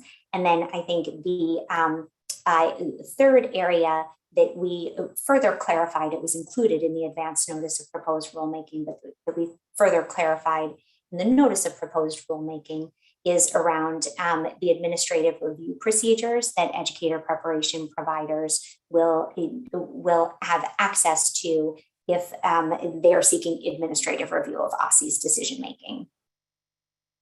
Is that helpful, and does that answer your question? That's helpful. I recognize that I'm out of time. And so unless someone donates some time to me, then that's where we will end. There are several members that have not gone. I am not seeing any other hands. Vice President Kasui. I will just say that I don't actually have questions. I do just want to appreciate the addition of the science of reading and all the components of the science of reading, and also the needs assessment incorporating reflection or making sure that there's attention to diversity of our teaching pool. So I'm just really excited about that. I want to give credit where credit's due, but I'm going to yield the rest of my time first to Representative Wattenberg, and then if there's time to, I see that somebody else has yielded their time to you, Representative Thompson. So I'll give mine to Representative Wattenberg. Okay. Thank you. Yep. Go for it. Should I go now or I can wait? I can wait. Go for it. Go for it. Okay. So my question is this, that when you were here earlier, and as you've been describing, you have gone to great lengths to create this document around the science of reading. But in the resolution, it says that everything that we're doing is to fall in line with CAPE. So how do those two connect? I mean, you've got all this stuff on reading that we're all excited about, and then there's CAPE, which I assume doesn't have all of that stuff, which is why you wrote it separately. So where are we? Thank you so much for this great question, Representative Wattenberg. So in the educator preparation provider space, the institutional level standards that the state board has the authority to approve are those CAPE standards. Those are the institutional level standards. But then there are program level standards, which currently are governed by specialized professional associations. And those sub-level standards are outside of the authority of what the State Board of Education is seeking to adopt. It is those institutional level standards that State Board of Education will be adopting.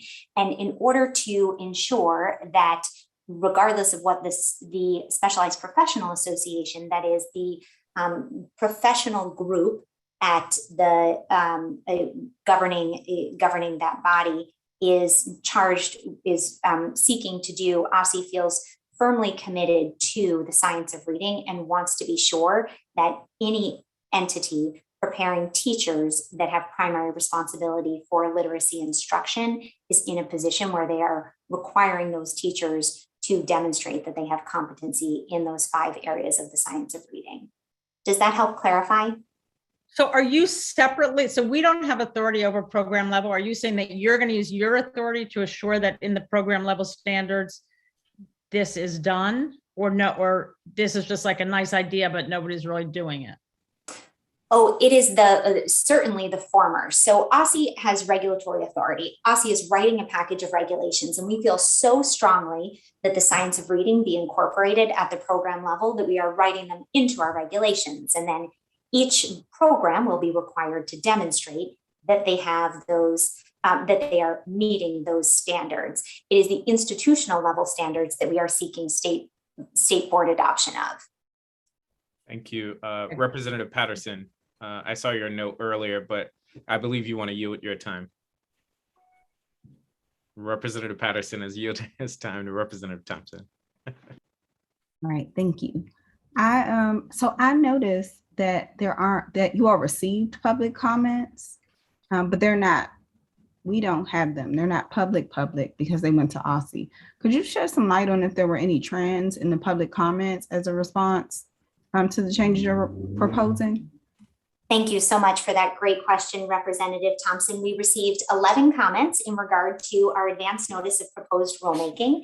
And those comments were from a range of stakeholders in DC, including many from our regulated entities. I believe 8 were from our regulated entities, that is the educator preparation providers. And we had 3 from advocacy groups, policy and advocacy groups. And we anticipate receiving more comments in regard to the notice of the proposed rulemaking, but an advance notice of proposed rulemaking really serves more as an announcement that this is the work that we are doing to the field. And so in terms of trends in those comments, there was strong support for our interest in including, and we included the needs assessment that was referenced earlier in this conversation, strong support for including a needs assessment that required educator preparation providers to demonstrate that they were attending to the demographics of our city's schools when they were recruiting, attracting, enrolling, retaining, and ultimately supporting to program completion candidates. There was strong support for setting a uniform bar. Currently, as we described earlier in this process, we have a system in DC where our EPPs based in institutions of higher education are held to one set of standards, that is the CAPE standards, and institutions that are alternative route organizations and institutions are held to a different set of standards. And we are trying under this regulatory package in order to level the playing field, because individuals graduating from all of those institutions, provided they meet program completion requirements, are eligible for the same OSCE educator credential. And so we believe it's appropriate that they all be attending institutions that are held to the same standard. So there was strong support from for that across EPPs. In regard to the needs assessment, we did get some comments for clarifying. We had included in our AMPR an indication that educator preparation providers would have to demonstrate how they were ensuring that their candidates had access to varied instructional settings. And we got some comments requesting clarification around what that meant. So we've provided that clarification. We also, I received some comments around that, as I mentioned, we further clarified our data collection and reporting. We received some comments around particularly clarifying that we intended that not only to be data collection, but also data collection and public reporting, which we have clarified in the notice of proposed rulemaking. Is that helpful? Thank you. And I've exhausted my generously donated time. Thank you. I'm seeing another hand, Representative O'Sullivan. Thank you, President Parker, and thank you for the very informative presentation. I was just going to yield my time. I guess, President Parker, do you want it? Oh yeah, I can lift up in the chat. I mentioned, and thank you for sharing your time. So there's some dissonance for me with the emphasis on data tracking and monitoring at the EPP level, which totally makes sense why OSCE will want to do that. At the same time, OSCE is allowing half of our schools not to have certified teachers, which to me implies there is no tracking. There is no knowledge of like a teacher's qualifications to be in front of students. And if you could just square that peg for me, like why do we care about it at the EPP level, but only seem to care about it for half of our schools? I really appreciate this question, President Parker. And as we've talked about previously with this body, we actually do see many of our teachers in DC's public charter schools elect to become certified. And we are always thinking about whether there are different things that we can do on our end in order to incentivize teachers to pursue certification. I'm just going to interject just for the sake of time. No disrespect, sorry. So I get that they get to elect, but why that option? Is it the philosophy around autonomy for charters, or is there some other barrier that is precluding OSCE from mandating that all teachers be certified? Thanks for that clarification, President Parker. It's our it is OSCE's interpretation that OSCE does not have the authority in order to require teachers outside of DCPS to hold an OSCE educator credential. Understood. So that's OSCE's interpretation. Okay, which to me seems to be about a legal question, but that is my time. Thank you for that. That is, just to clarify, that is correct. It is OSCE's interpretation or legal interpretation. Understood. Thank you. Thank you. Members, I am not seeing any other questions. And I want to thank you, OSCE team, for bearing with us for a lengthy presentation, very informative as always. To members of the public, This information is available online on the State Board Assembly portal if you are interested in reviewing the resources that the OSSE team shared. Moving forward, we will circle back with questions. I know there are some members that weren't able to get to all of their questions, so we will have staff compile those and share them, Ms. Johnson, Ms. Ross, in hopes that we can circle back. I will give you the last words in case there is anything you wanted to add. Ms. Ross, Ms. Johnson, Mr. Kramer, anybody? I would just want to say thank you. Yep. Oh, yeah. Sorry, Elizabeth. Likewise, we so appreciate the state board's fulsome engagement in this process. And I really hope that you are able to see your influence in the work that we are doing in this space. We have certainly benefited from our engagement with you to date, and we're excited to continue it. I'm really looking forward to talking more about the work that we are planning in the educator, data publication space throughout the year and in coming years, and certainly look forward to receiving and responding to additional questions. Absolutely. And I'm going to brag on one member in particular, Representative Chang. I know he has elevated the importance of literacy, something that's important to all members, but I know this has been a prize focus for him. And so kudos and hat tip to you, Representative Chang, for pushing this and for there to be a tangible benefit in the actions of OSSE and the state board. So thank you, President Parker. And it's been really a pleasure, Ms. Johnson and Mr. Kramer. I'm meeting you for the first time, but Ms. Ross, it's really been a pleasure to work with you on this. And I think it's really the right step for our students. So thank you. Thank you. Thank you all. Thank you, OSSE team. Feel free to stay on with us, but otherwise we are going to move forward in our agenda. Thank you again. Members, we are going to move to our STAR framework engagement update. It is my understanding that this update will be a little bit longer than— Mr. President, I yeah. apologize. That's later in the agenda. We're actually at safe passage. Okay. My agenda has it flipped, but we could talk safe passage. And I am assuming, and I'm wanting to keep this brief. Yes, Representative Wadberg. Well, if I'm understanding, it may be that the presentation was put in separately as like a separate item from the report, which would actually be a good idea, in which case maybe it should happen now, and then we can talk about it under the committee report. Yeah, so I'll do safe passage really quickly. I want to provide an update from conversations that I had with Representatives Reed and Sutter, and can open up the discussion for the board if there is any, but I believe because we had a special meeting, we've already kind of laid broad issues and concerns on the table. So in terms of the update, what I heard from members is that there is a general interest in safe passage, although there's a question around what is going to be most effective, whether we should pass a resolution, whether we should take some other action.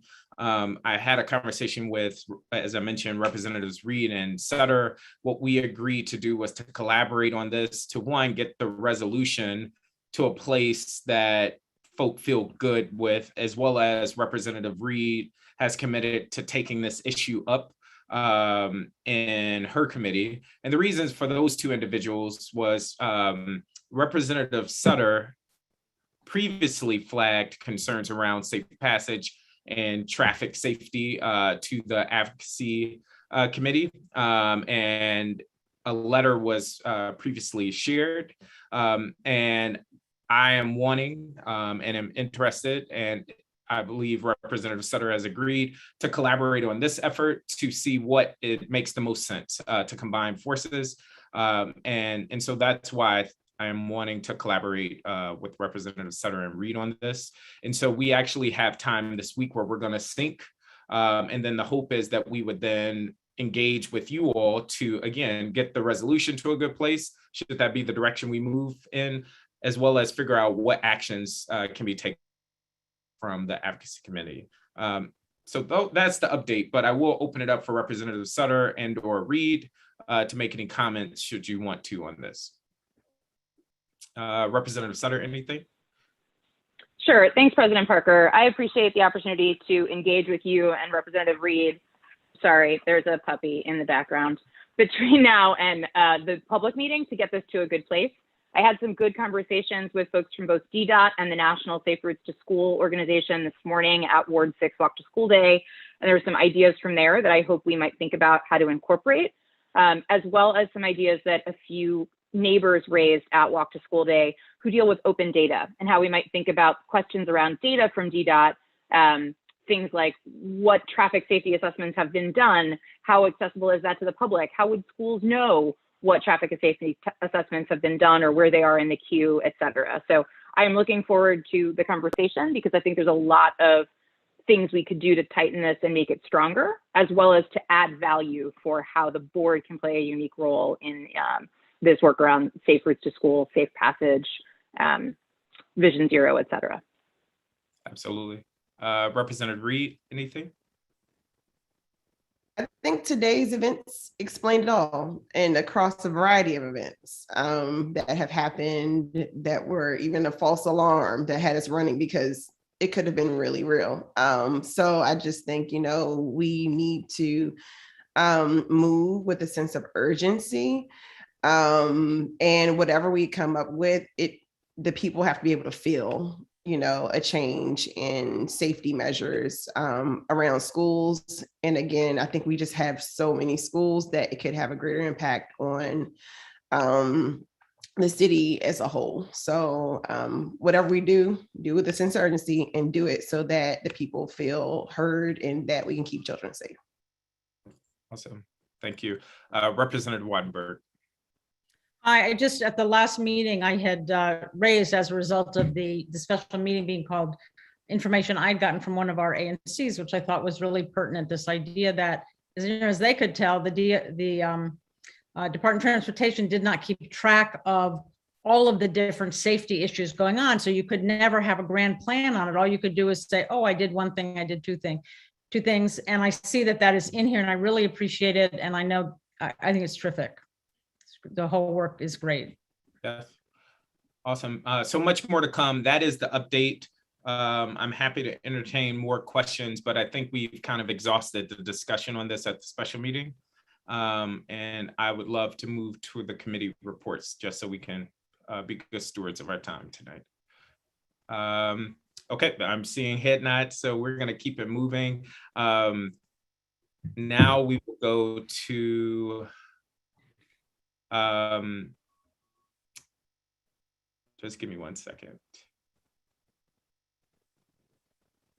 Let's do the LGBTQ education standards fiscal year budget, then we'll do the STAR framework discussion. So next up, there's a resolution being proposed by Representative Chang, and I'm going to turn it over to you.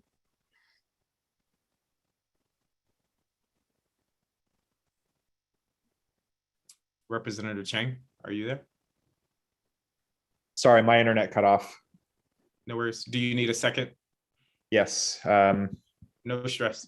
Let's go to Mr. Hayworth. Are we good to talk about the budget next and then come back? Yes, I believe we can do that. Okay. So members, on Assembly, you should have a copy of the proposed budget for FY 2023. We have had an opportunity for you to also submit any suggestions you might have in terms of enhancements for our FY 23 budget. Just as a reminder in terms of how we are going to progress on the FY 23 budget. We are doing this a little bit later than normal or than what we have in the past, which is fine.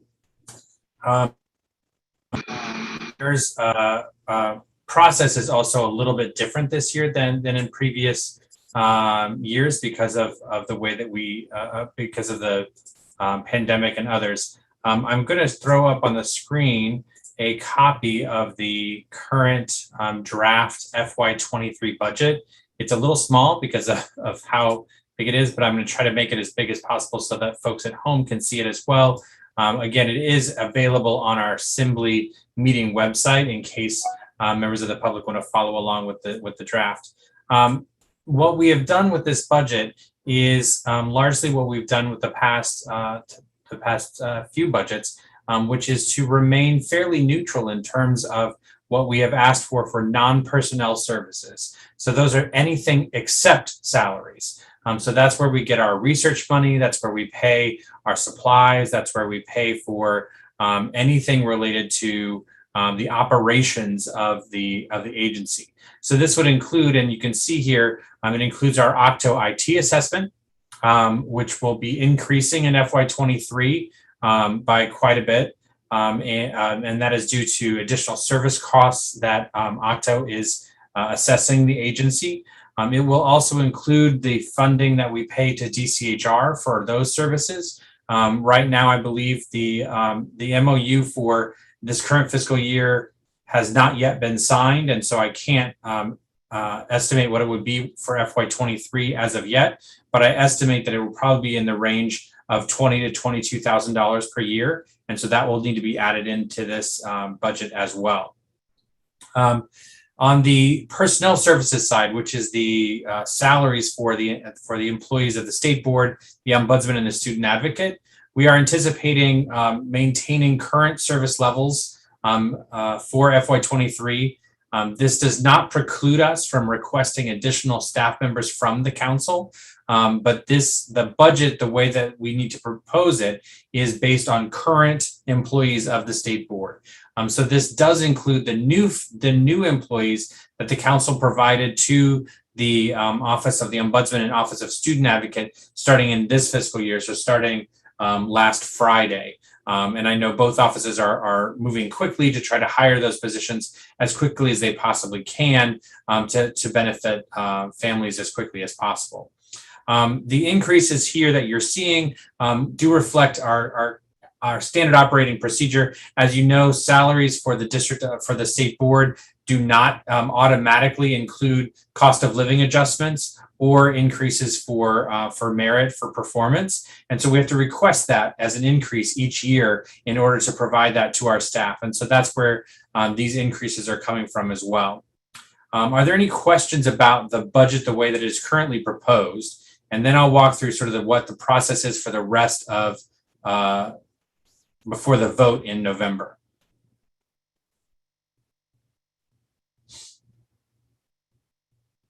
Not a question, Mr. Hayworth, but I just want to underscore the sacrifice that State Board staff has made now for several years without seeing any increase in salaries.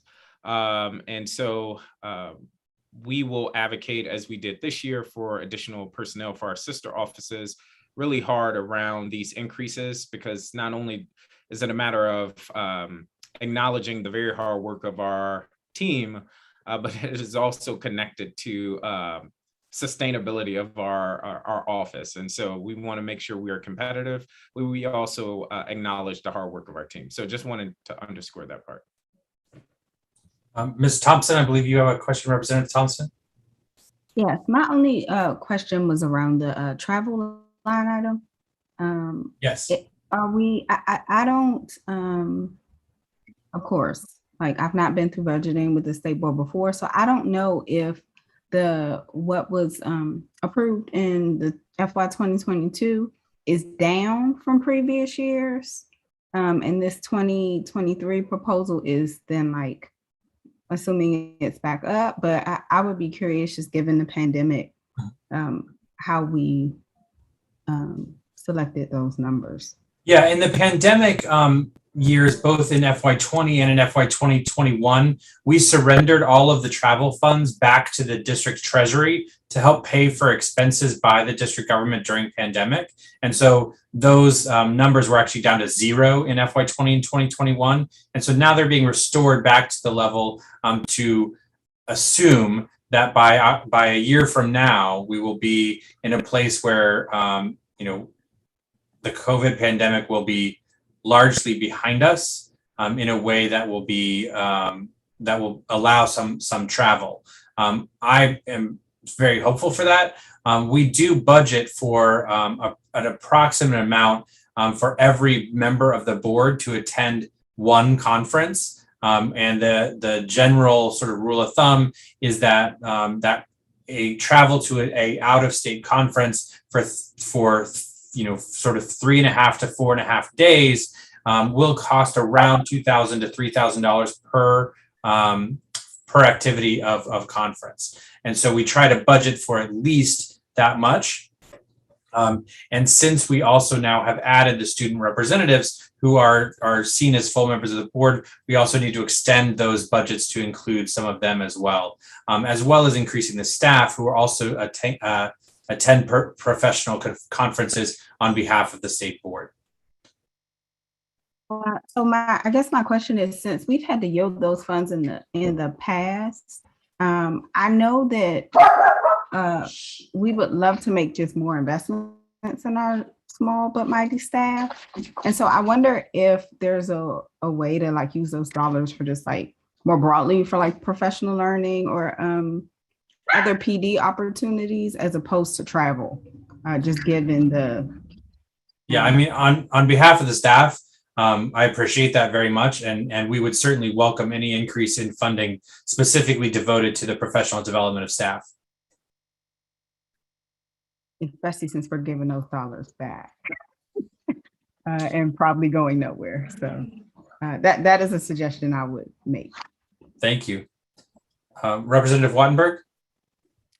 Yes, so if we want to make proposals for additional lines or amounts that we would want to advocate for, are you saying this is not the place to do it because this is, the certain budget that you don't do that in and we do it subsequently? Or would this be the place for us to advocate adding in additional things? That's a great question. The budget process, I believe my microphone is going in and out, so I apologize. I believe, so the general process for this budget is agencies are to submit to the mayor a cost for continuing existing services. So any changes or additions to the budget should be submitted as enhancement requests. So if there are things like, if we wanted to create a new, additional line for additional professional development, for instance, that really should come as an enhancement to the budget and not as something that is changing this budget, unless those dollars are going to be eliminated in other places. So, as Representative Thompson said, if we want to carve out some funding specifically for professional development and eliminate a different fee that's already in here, we potentially could do that. There are some back of the envelope things that are a little complicated in terms of how we would do that. But generally, the idea for a budget is that it should cover what is already happening. It should not cover anything new. And then at what point in the process do we make proposals for the enhancements? Great question. So in the previous emails that I've sent out, I already requested all of that information. So if you had proposals for enhancements, we'd asked for those to already be submitted. That being said, they can be submitted all the way up until the vote in November. So anytime between now and the working session in November, I'm happy to work with members on formulating enhancements, figuring out how to do that in a way that reflects the process and filling out all the forms that kind of need to go back to it. I will note for members, actually, sorry, let me go ahead and get the rest of the questions. Representative Wattenberg, did you have additional questions? No, that's fine. I'll be in touch. Thank you. Great. Dr. O'Leary. Yes, John Paul, I would like, for the new members of the board and for the old members of the board that don't know what they're talking about, me, could you sort of explain what you would ask you to do to add for an enhancement? Yes. So enhancements in this sense are a term of art that mean any funding that an agency is requesting above and beyond their current services. So it's a new program, a new staff member, anything that's new needs to be submitted as an enhancement to the existing budget. So it has to do with personnel or process rather than like just the things that we gave out today at the So generally, yes. Generally, the way that enhancements work is you propose them as a new service, something that will benefit the residents of the district. And that's how you generally think about enhancements, is how this new program, new individual, new staff person would benefit the residents of the district. And so for things like office supplies, for materials to be handed out at events, those are something that we would generally add into the budget through some of these line items by eliminating other things first and then adding them on the back end. Thank you. Absolutely. Vice President Gasoy. Thank you. I think I know the answer to this, but I just want to make sure I'm right. So research would be considered an enhancement, even though we had it in our budget the last several years. It's considered an enhancement because it's not part of the original budget. We had to advocate for it. Is that right? So once an enhancement, always an enhancement? Is that that is a fantastic question. So the research funding that we have been successful in getting, thanks to Councilmember Che, Councilmember Mendelson, and others, and especially through the work of our esteemed former President Wattenberg and her tireless advocacy for it, are one-time funding. One-time funding is eliminated when you each year when you look at the budget. So you strip out all one-time funding and then start the budget process. Thank you. That's helpful. I have one more. I don't see translation or interpretation. I thought that was part of our Great, another great question. So you'll see in the chart here under it's there are two, well, there's three things that say comp. So comp source, comp object. Those are federal codes that are used in the government budgeting process. And so everything that we do through the chief financial officer has to be done under these codes. And for us, the majority of our work happens under the code 40. So you'll see on the chart, we have line 40, we have line 41, and then it breaks down even further to 0402, 0404, 0408, 0411. Those are all considered under the code 40. And 40 is the code that we use for all contracting and for our use of the purchase card. And so for us, translations come mostly through use of the P card or a purchase card. So they're under line, it's the 0408 professional services fees and contracting. That's where the translation comes from. So there isn't a separate line for those. We can try to break it out into particular sort of like what we spend the money on. But we've tried that in the past and it got really complicated because there's no good way to crosswalk between an activities budget of spending for translations, for research, for those types of things, and the comp source budgeting that is used by CFO. And so it got really confusing for members and for the public. And so we went back to just using the codes from CFO, because this is what is also going to be in all of the budget books provided to council by the mayor and through the CFO's office. It's a complicated answer for, I wish something was as simple, but there is money available for translation. Good, thank you. Absolutely. It's really nice that you can explain something that we can hardly see and it makes sense.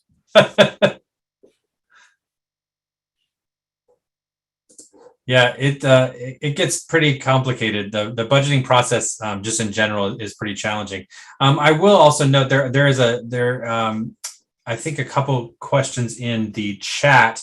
Representative Chang asked about research not coming out of contractual services.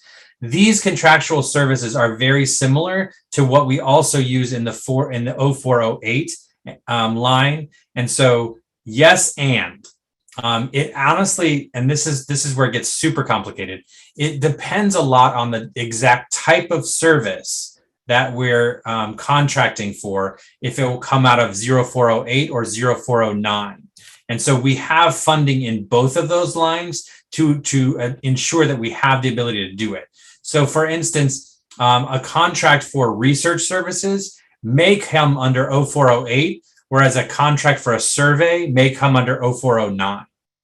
And it really does, it's really technical in terms of why each of those decisions are made. But when our work with the Office of Contracting and Procurement, we found that it's easiest to ask for the money in both lines and be able to shift the money if we need to individual lines throughout the budget. Great question. Representative Chang, did you have additional questions? Yeah, let me just zoom out and just make sure I'm understanding our next steps right. Is now the time if we want to add addendums to propose them, or is that not is this more of a, hey, here's where we are? Update? For enhancements you're talking about, right? Correct. Yes, absolutely. We can certainly start this conversation now, or members can also email me separately after this meeting, and I'll work with them to figure out exactly what is the dollar figure that we need to ask for, and I said fill out the forms and things that are needed for us all to be able to compare all the enhancement requests and make decisions on them. Okay, yeah, and I'll send some. I'll follow up after. Great. I do also want to highlight for members that we do have a line. I'm hoping you can see my highlighting here, but the printing and duplication line. So we have generally requested around $4,000 for this line in the past, and that's why it's going back to $4,000 in the FY23 budget, and also in FY21 we were able to print a significant amount of materials, and so we are not anticipating doing a whole lot of printing in FY22, and so that's one of the reasons that it's gone back slightly. This is another one of those areas that we do our best each year not to ask for large increases because of the challenge of government budgeting, because it is a zero-sum game once it gets to the council. We do try to be as conservative as we can in terms of the base budget so that we are able to continue to grow and provide additional services. But we're trying to do a good balance between what was approved in previous years and then what we are asking for in the next year. For instance, it wouldn't make a whole lot of sense for us to go to the council when they have approved, $2.3 million for the agency in one year and go and request $4.5 million the next year without a lot of justification behind what we're asking for. It's not to say that we can't ask for it, but we need to be very clear on what the justification is, and specifically how it is going to benefit the residents of the district. Are there additional questions? I don't see any in the participants window. Great. Then let me go ahead and do a 30-second maybe review of exactly what the process is from now. So as I said, members should send to me an email with their suggestions on how to do on an enhancement. And then we can work together on what would be an appropriate budget figure for that and justification documents prior to the working session in November. In November, we'll go over this chart again, go over all the enhancements and make decisions on what will be actually proposed as for the vote in November. So we will be voting on this at the November public meeting. The mayor will be providing in the next few days marks. A mark is what I never remember what the acronym is, but I believe it's the maximum budget number that she will permit an agency to propose in her next fiscal year budget. Generally, those are reductions from what the current year is. The state board is a little different because we are an independent agency. We are able to propose what is called a need for appropriations to the mayor, and then that should be submitted to the mayor for inclusion in her budget. The budget process has already kicked off in the mayor's office, and when we're already starting that process of preparing lots and lots of forms and PowerPoints and slide decks and all types of things in preparation for this. Generally, when the board in the past, we have passed our need for appropriations in September or October at the latest. We've shifted that down a month which is putting us a little bit behind what the mayor's schedule is. But I don't anticipate any significant issues in terms of providing what our need for appropriations is, because we have already been in contact with the Mayor's Office of Budget and the Deputy Mayor for Education's office to make sure that they're understanding what our process is and how we are going to ensure that that our information gets there as quickly as we possibly can. Great.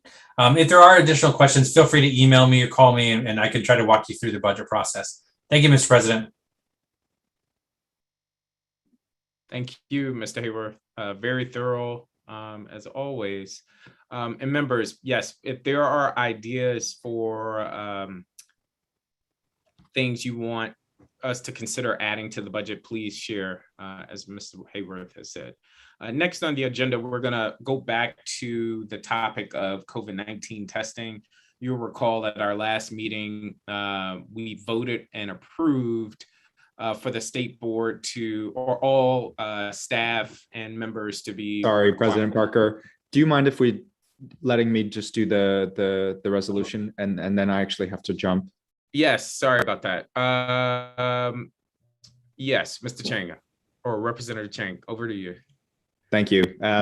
So the story of this resolution actually is a story of Will Beckerman's, and Will came to testify in front of us months ago. Will is a recent DCPS grad who, while a student, spent a lot of time actually putting this bill together.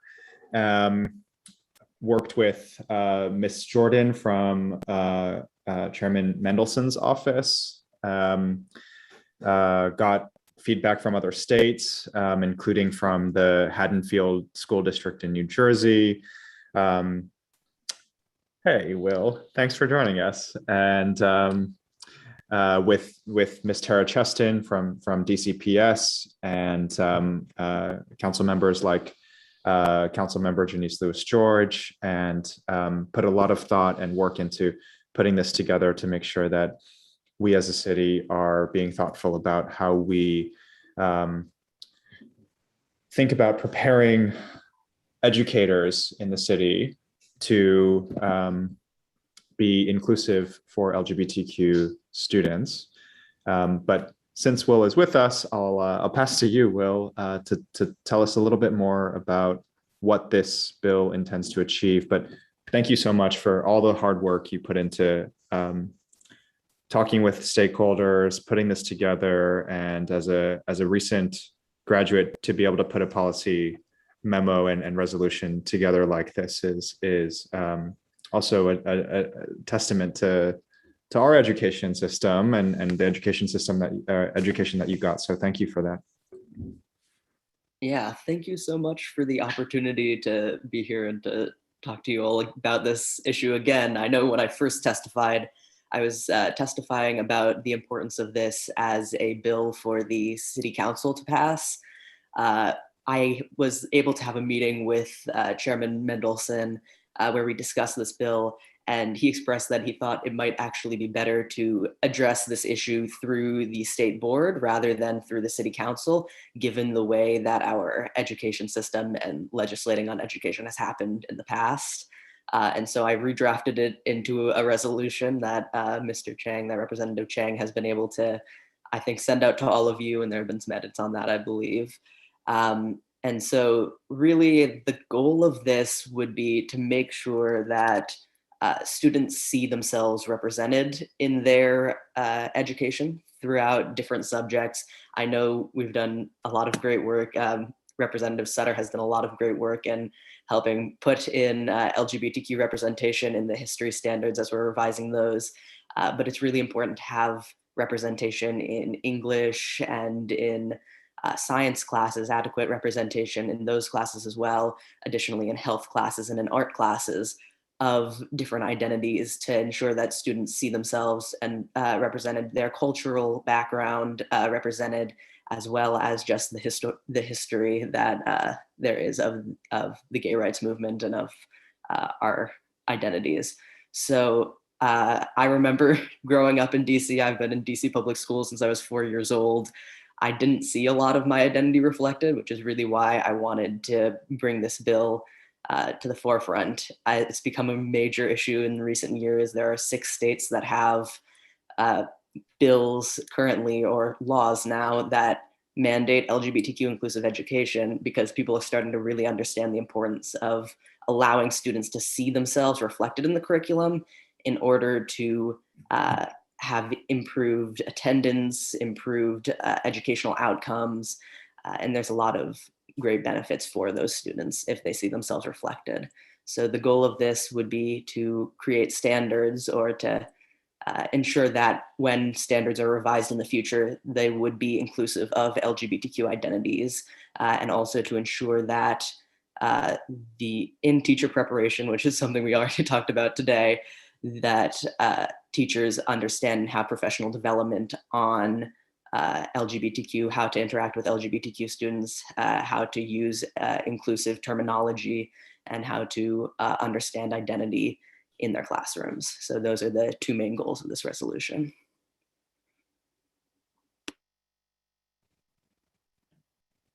Thank you so much, Will. Are there any questions or things that folks want to discuss leading up to us considering this at the public meeting?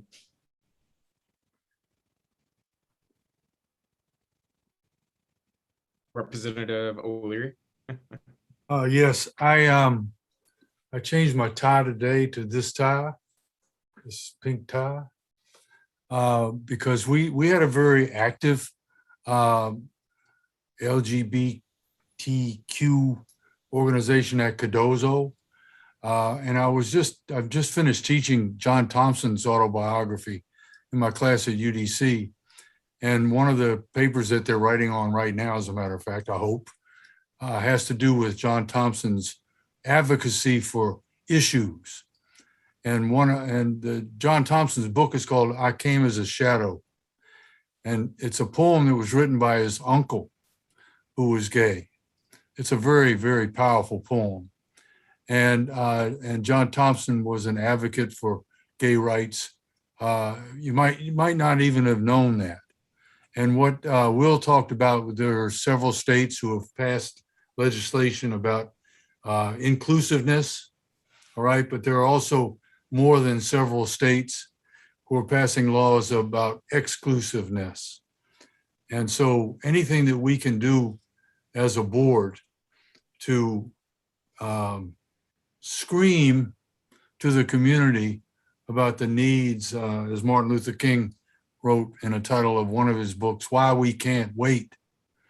And that's what this is all about. We can't wait for other people to do things. We have to do it ourselves. Thank you, Will and Alistair.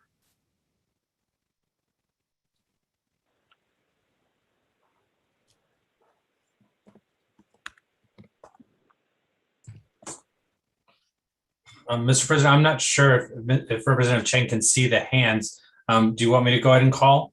No, I got it. I was distracted by the chat. Sorry. Representative Patterson. I believe Representative Sutter was before me. Did you raise your hand before me, Representative Sutter? I'm happy to go whenever. Okay. Representative Sutter.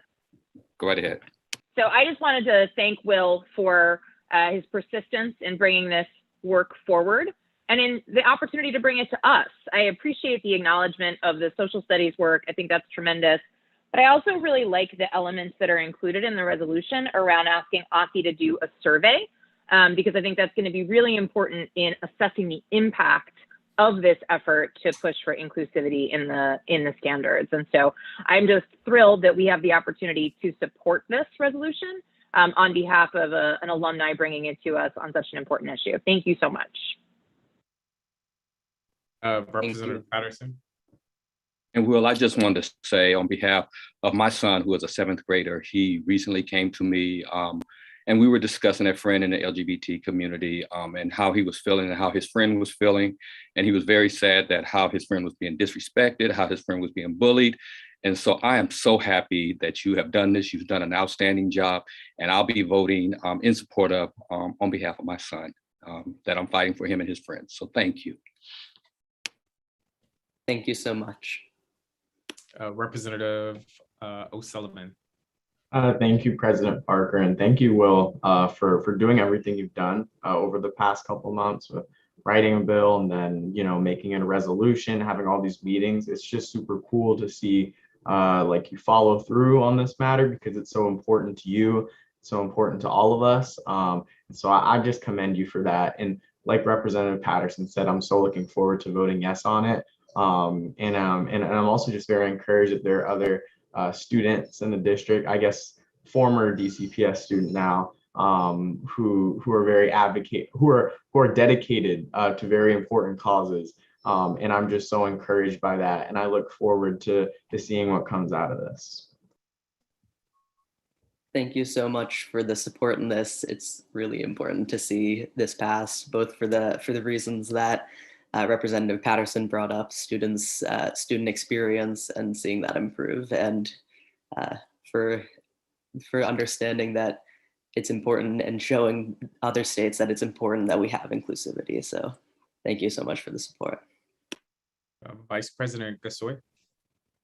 I just want to echo everything that my colleagues have said, but also piggybacking on what Representative Sutter brought up. I also just want to add that I appreciate that this resolution makes a push for gathering input from students. I don't think we do it enough. We need to be reminded that that's where the rubber hits the road with education. And so that's just a piece that I wanted to highlight. And I too am excited to vote for this.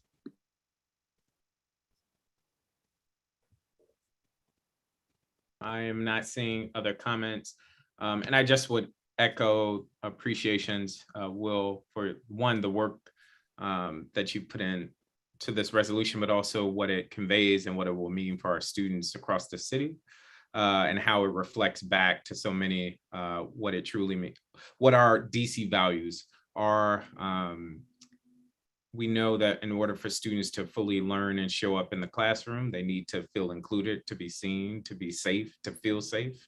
And that goes beyond just the physical, but also just feeling as though they belong. So thank you again for your work on this. And I'm looking forward to voting for it at our public meeting.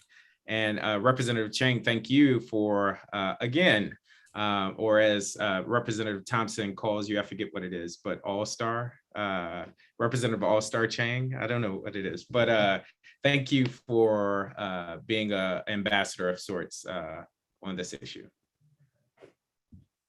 Thanks everyone for your support for this resolution at the public meeting. Thank you. And thank you, Will. And thank you for joining, Will. We are going to move to committee reports. We're going to move some things around. I'm going to ask Representative Sutter to give her committee report first because she has a hard stop. And then I'm going to go to the STAR framework lengthy share out. And then Representatives Patterson, Wattenberg, you can give your committee report at the end of that, and then we'll go down the list. So with that, I'll go to Representative Sutter. Great. Thank you so much, President Parker, for entertaining the shift in agenda items. The the Education Standards Committee report is up on Assembly, so I won't read it to you, but I'll give you a couple of updates that have happened even since then. So the Ethnic Studies panel, the Connecting Across Lines of Difference that was spoken about in the future tense in the notes has now happened. It was a roaring success. And if you look at Representative Chang's Twitter today, you'll find the link to the recording.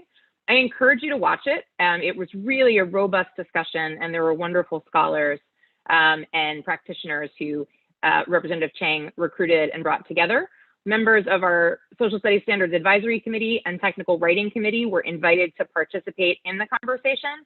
And then the recording and a summary memo prepared by our staff were sent afterwards. And we've already heard back from a few folks on those committees about the value in the information they had. Yeah, I mean, Representative Chang just continues to live up to his autocorrect name, All-Star Chang.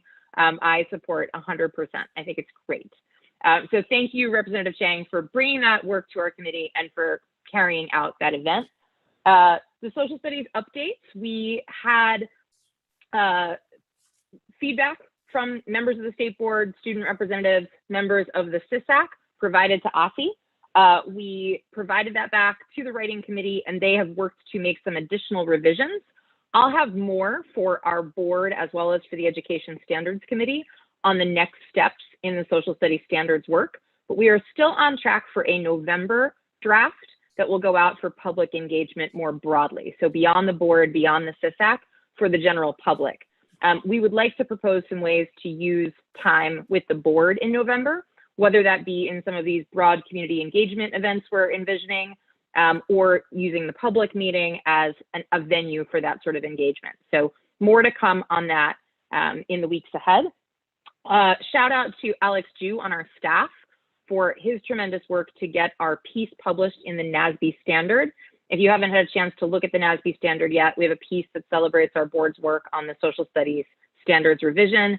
It talks about all that we did as a collective body to make that happen, and about what we're focusing on. And it's in a edition on the importance of race and dealing with anti-racism in education. So super proud that our board is so well represented there. And Alex is a tremendous writer and tremendous editor. So really grateful for Alex's work on that.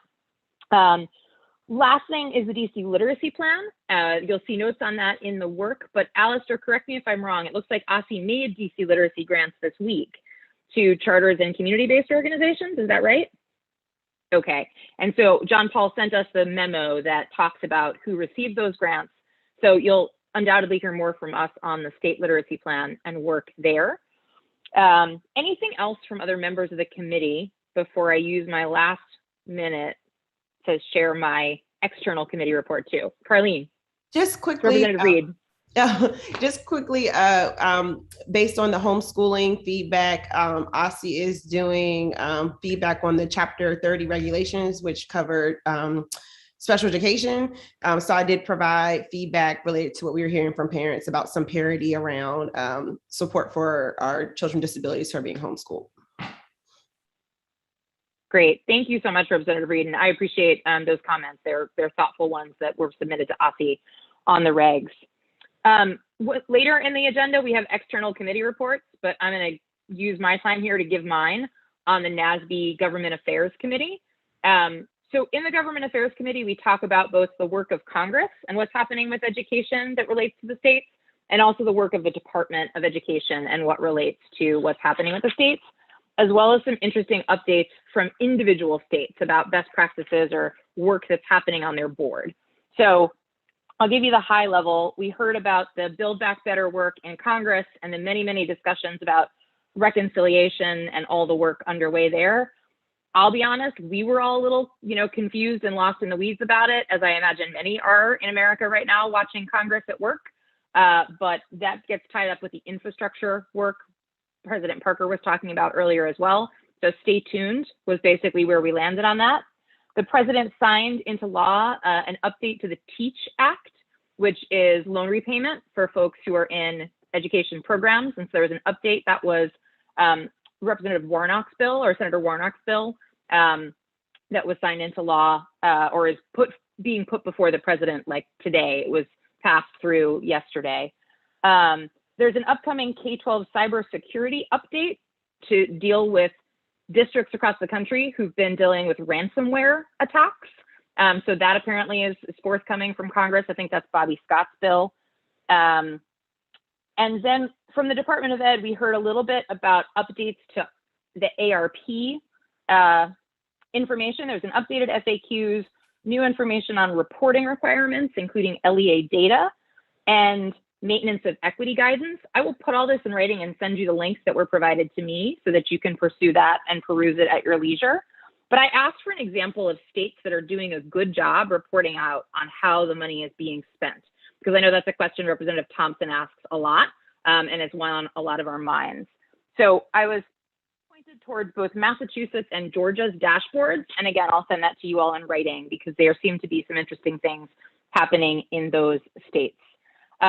The last thing is a note about data on LEA chronic absenteeism that I mentioned when OSSE was giving its report earlier. The department is in conversations right now about what will happen with both assessment and accountability. They expect to provide updates later this fall, and that chronic absenteeism around questions of COVID and in-person learning and quarantines will all be part of that conversation as well. So there you have it. Awesome, thank you. And I want to give a sticker, not to be condescending, to Representative Sutter for just the thought and detail in your committee reports. And so we do review them and we do appreciate them. And I would offer them up to the board as just an exemplar. So thank you again, Representative Sutter, for that presentation. I'm going to turn it over to Representatives Wattenberg and Patterson for the STAR framework engagement discussion. We have this bookmarked at 25 minutes. At 25 minutes, we can then check in to see where we are on time. But let's at least start there. Does that work? Yeah, so I just want to set this up. The first thing we're going to do is Darren is going to give us a report on the principal survey. But I just want to put it into sequence for you. As you know, since the spring, and I also just want to say this is all worked out with my co-chair, but I'm the speaker for this. Yes, part. it is. It is. That we've been developing stuff with the staff since the spring to provide really tools to help all of us better understand the variety and the complexity of all these issues in our different places. And so we had a principal survey, which went out in the summer, which we're going to hear back on. You all got tools to do principal interviews. I think Darren is going to give us a little review of that. And if we have time, we may hear from others about how those went because they were pretty interesting. A teacher survey went out on October 1st and we'll be getting results back soon. Please pump it, make sure it goes out to your schools, your networks, whatever you got. The PowerPoint presentation, which I think is longer than we expected, but I think can really serve as a great anchor for people as they go out and do their presentations. You got that a couple of weeks ago. Darren, the presentation includes some activities, and you need, if you want to do them and get your own data, you need your own Google link. So you need to be in touch with Darren about that. He is also able to schedule some walkthroughs with us so that we can sort of see how to use these links while we're doing it. Some people may just look at it and be able to totally figure it out. I definitely could not, but I am on the lower end of our tech savvy people. But take a look. If you want to get walked through it, sign up for Darren's walkthrough. The last thing is the parent survey, the draft of which you all got, I think at the beginning of the week or Friday, Sunday, I think. Take a look. We need comments back by tomorrow, end of day. Then we're going to do some final revisions, and then that's going to go out. And then what we hope is we're just going to keep getting, we start tonight, but all month we'll be getting in different information. So we'll know a lot more in a month than we do now. We'll be discussing all this at our November working meeting, along with some proposed recommendations. And then so that we're prepared to vote in November. So with that, just as the context, I'm going to turn it over to Darren to see the initial, and I should say this is fresh off the press. Nobody on the committee has seen this, but these are the preliminary results from the parent survey.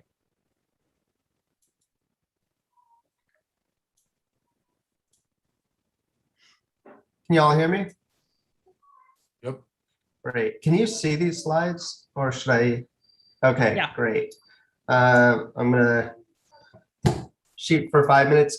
So this is a presentation on the principal survey and interviews.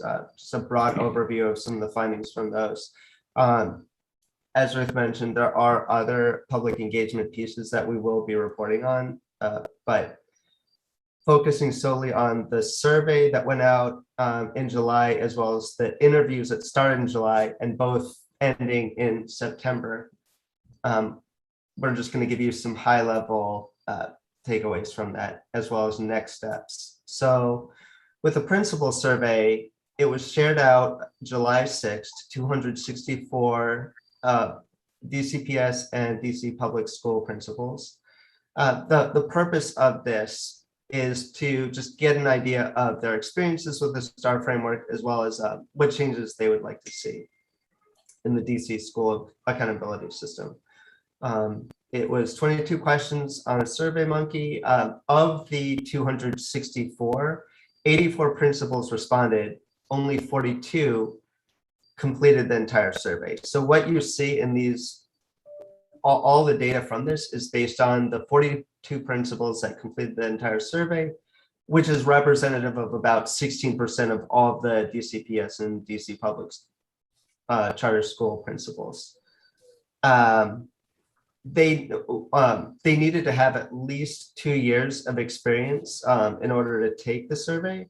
Again, which is why we might have missed out on a few principals and why we ended up with 42. And as you'll see with a lot of the results, you'll see based on respondents, the 34 principals, those are just based on how many principals responded to those items. Just a few things to touch base on with the principal demographics and the school characteristics in those 42 principals.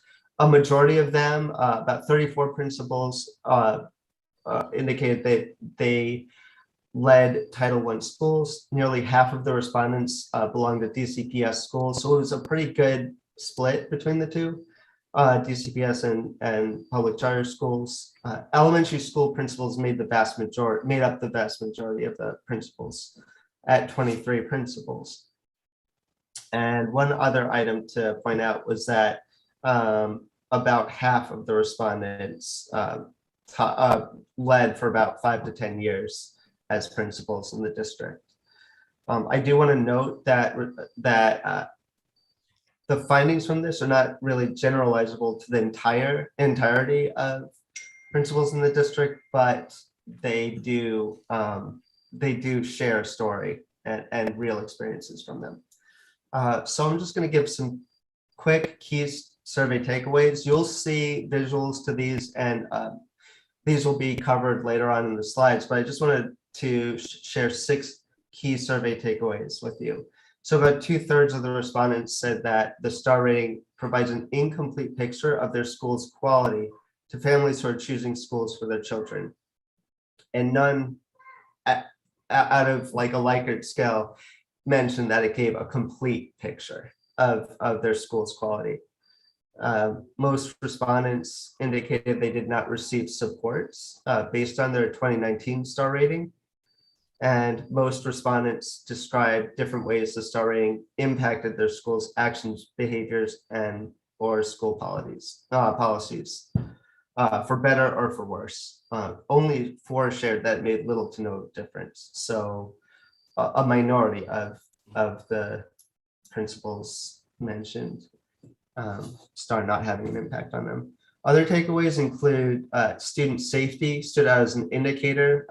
18 principals pointed to as wanting to be shared publicly on the DC school report card, although principals did not show strong feelings for other indicators being included in the STAR framework or left out of both the report card and rating. In terms of indicators that would help support their school-specific populations or communities and their needs, principals pointed to growth metrics and school climate metrics. Most principals said math and ELA proficiency scores detracted from meeting the specific population, community, and their needs. And lastly, most respondents were at least familiar with the DC school report card, with half saying that they were very familiar with it. The more years of experience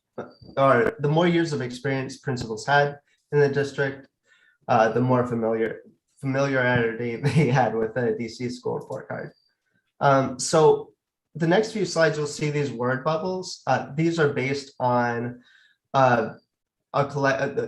the open-ended responses. I just made a word cloud around them to help me with analysis of this. I also share out a few quotes, and as well as just some high-level information. So in this, 32 out of 37 principals describe school quality as dealing with school culture and school environment, how the school cares for and educates the whole child, and its treatment of students and or faculty. So for example, one principals shared out that their school quality would be how strong their mission and education philosophy is, how well we engage, instruct, and support our students in line with that philosophy. And the next slide, we ask principals how much how much the star rating causes them to pay attention to math or ELA test scores, and that of other subjects like science, electives, or student needs. Some felt that an excessive amount of attention is paid to math test scores and other subjects. Only a few respondents felt an appropriate amount of attention was paid to math and ELA test scores. There was a little difference between responses from DCPS and public charter schools. So that might be something to look into later on. And I'll try to note that in the other slides. So these kind of help us. This is more of a level setting if we want to learn more and reach out to principals to get more information on that. This next slide asks how much of a picture the star rating gives on their school quality to families who are choosing schools. And as you can see in this slide, that most respondents, 27 out of the 41 that answered this, felt that star rating provides at least somewhat of an incomplete picture of their school's quality to families. So nearly a third respondents said it provided very incomplete picture of their school's quality. And principals from schools with a higher rating tended to think of the star rating was fair reflection of their school's quality compared to principals from lower star rated schools.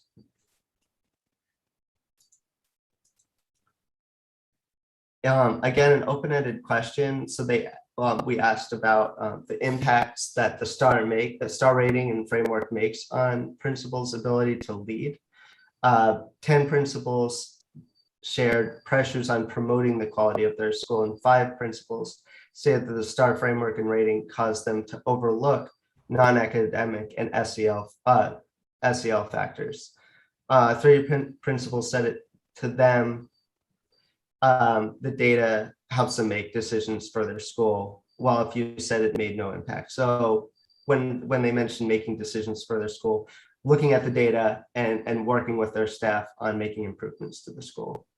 And you can see a few quotes here. I won't go into those now, but I am going to share a link after this, which I should have done in the beginning, that has all of this information. It's also in Assembly.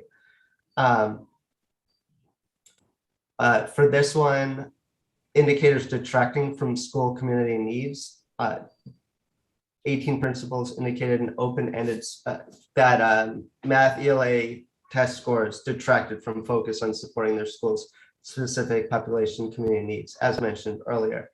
And I will move on. I'm kind of running out of time, so I just want to make sure that I cover everything.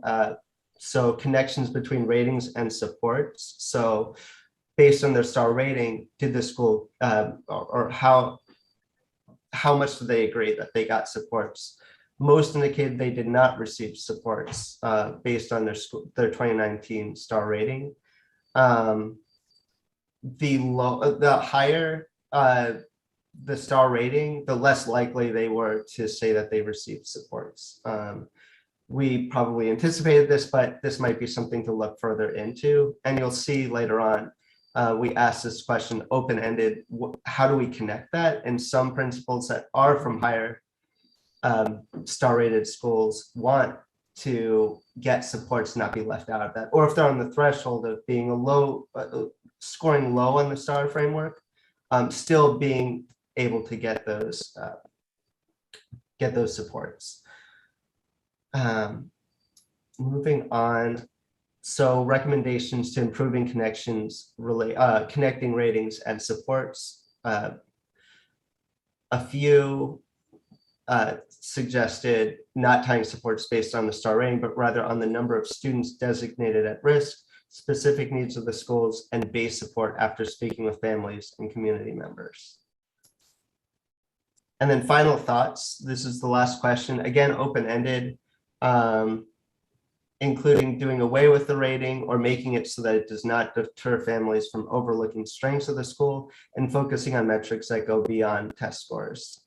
And again, here's some of the quotes that I pulled from this. Something like more balanced focus on things beyond test scores, focus more on design for equity, student growth over time. Student growth did come up a lot in these. I see that I'm out of time, but I just wanted to share quickly with the principal interviews. Members were asked to sit down with a few of their principals within their wards, again, to get their experiences and feedback on the STAR framework. This started back in July or the end of July and ended September. We had 3 members that were able to complete the interviews. And so a few quotes and themes that came out of that, that principals provided different ways the STAR framework and rating are discussed and used at their school. So three principals shared that the STAR framework and rating was incorporated into the planning around their comprehensive school plan. And 2 principals noted discussing the STAR rating with families to help them better understand the score. 5 principals stressed shifting more weight and focus on growth in proficiency and away from math ELA test scores.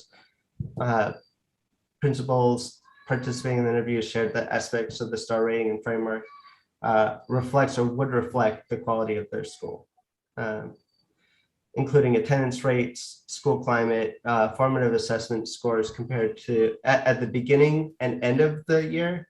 So this is more of like a leading indicator for them at the beginning of the year and to show growth over time, as well as teacher retention rates. One principal shared re-enrollment rates do not reflect the quality of their school because of they mentioned in their quote gentrification and realities beyond the school's control. And then lastly, 3 principals noted the STAR rating does not have an impact on the school's reputation. How many principals were interviewed total? I'm sorry. Thanks, Emily. There were 42. No, interviews though. Yes, so that was 7. We had 7 total interviews. I said there were additional ones, but I think they're not incorporated into this yet. I know of a couple of others that have done them. So the information that I gathered was based on following that an interview protocol, and so based on that's what you see here. That analysis and just what I just shared is based off of 7 interviews, and that is. I know I don't have time for quotes. Again, I'll share this out. It is in Assembly as well. And the next steps, I'm sure Ruth can go over, but those are the findings from the survey and the interviews. Do we have time for questions, Ruth, or? Yeah, no, definitely. Time for questions. And also what I'd also hoped to do was to let people, whether they're part of their interviews were part of this survey or not, to talk about their principal interviews, if there's something to talk about in terms of that. But yes, questions?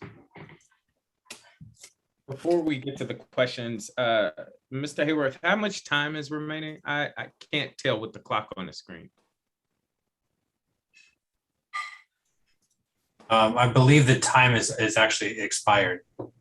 Okay. We're gonna give 2 minutes for questions just for and then Weinberg and Patterson, you will have your 5 minutes for your committee report. So that should put us at 8:02 when we're done. So 2 minutes for questions. I'm seeing committee report includes the discussion, so people can. Well, you have until 8:02 then. Representative O'Leary. Yes, I was tardy in submitting my principal reports, but and all of my principals were veteran principals, both elementary, middle school, and high school principals, and they were unanimous in how they felt about the star rating and how they felt about it being very unfair to our schools in Ward 4 to really reflect what the schools are doing. And that's how I feel about the star rating too. Just thought I'd throw that in. So that's my 2 minutes. Thank you. Members, are there other questions? I would just add, so I interviewed 3 principals as well, and there were differences, but I would just note that something that struck me was, even though they definitely were coming from different perspectives on testing in general, all 3 of them noted that the rating aspect is what sort of leads to perverse incentives. And so one of them, for instance, felt like we should only display the test scores without a rating, but just display the test scores and not have other metrics, because anytime you rate schools based on a metric, schools will find ways to game that or to overemphasize it. But I would say the other thing that they all agreed on was that growth was the closest to being accurate in terms of, assessing what they are doing. So no great surprise there, but I'll just add one more thing that I thought was interesting. One principal brought up that when I was showing the different state dashboards and different types of displays, he said, all of these are basically ratings. They're just displaying them in different ways. And they're all like, parents are going to decide based on that. And he said, why can't we have our, report to US Ed, and then our public facing document would be, a separate document that has no rating. That's just really for families to see what a school has.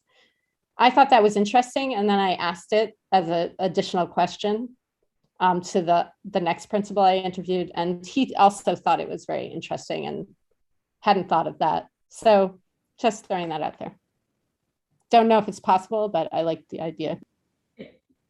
Emily, can you explain that? I mean, what would that mean? What it would mean is that or something different. It would. So there would be, US Ed has requirements that we have to identify the bottom 5% or the most struggling 5% of schools, and we have to report, the some level of achievement, and that would be something we can report to. There would be, it would be public, but it wouldn't be necessarily the public facing document. And then there would be a separate document that would be more just, the metrics that really, the goal would be to more accurately capture what is happening in schools, period. So it would include test scores, but there wouldn't be, an emphasis on that.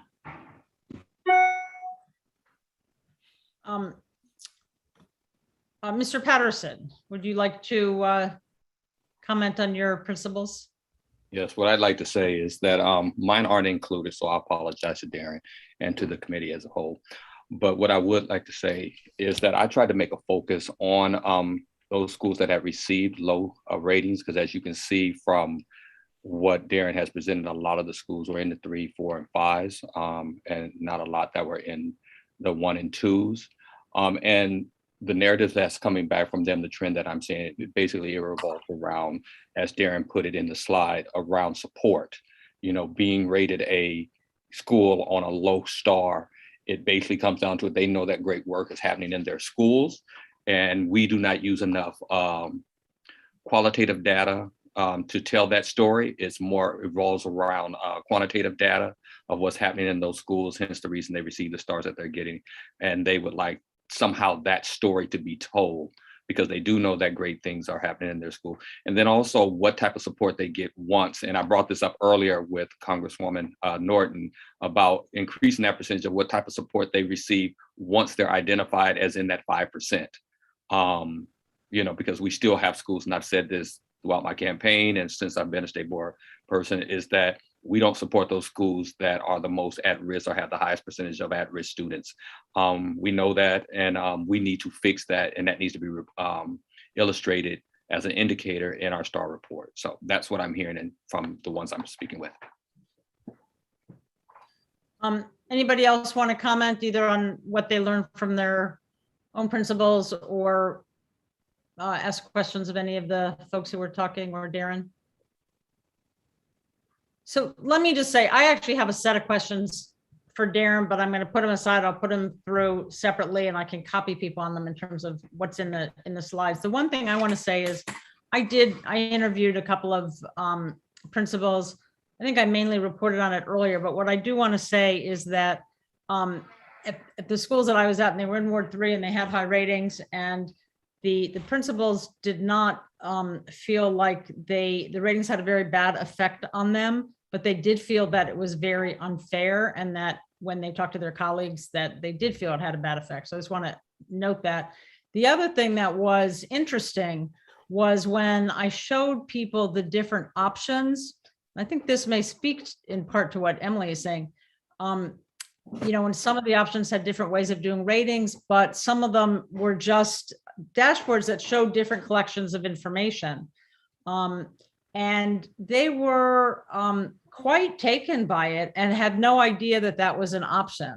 So this idea that we could do two different things, yeah, I mean, we can. That's what some of these states do. And we'd want to sort of play around with what does that mean? What do you show? But I think that is totally an option. There are things that we would need to show, but also it could be what we wanted to show. So that's all I want to say. More to come. Before I give up this platform, I just want to say we're heading towards a vote. So I'm hoping that people are really beginning to collect information, understand what's out there. If you have any questions, concerns, want any support in providing the presentations, whatever, Jacques and I are able and willing to answer questions, help, coach, whatever. Well said. Support wherever you need. Yeah. Thank you. Thank you. Thank you. Okay. Thanks a lot. More to come. And thank you both. We are now going to go back to the executive director's report, and then followed by the student advisory committee, then the administrative committee, accountability and assess. They just went. Then we'll go to board governance, and more to come. So first, the executive director's report. Mr. President, I hate to note this. I actually don't have a significant report, and I'll just put it in the email in the interest of time. But I do think we do need to have the conversation related to the COVID mandate. So I will happily devote my 10 minutes of time to that discussion now. Yeah. So quick update there. You will recall we took a vote at our public meeting about mandating that staff and members get vaccinated. There was an opt-out option, and Representative Wattenberg raised the question of whether or not we could take that out, similar to what happened at council. We wanted to talk to our sister offices since that meeting we have, and they are on board with removing that opt-out option so that it would be totally mandated that all staff persons would need to get the vaccine in order to keep each other and themselves safe. And so we anticipate voting on that addition at the public meeting, but also wanted to open it up for discussion. And we don't have to utilize this time if there isn't real discussion, if there are questions or concerns around that change. Are there any?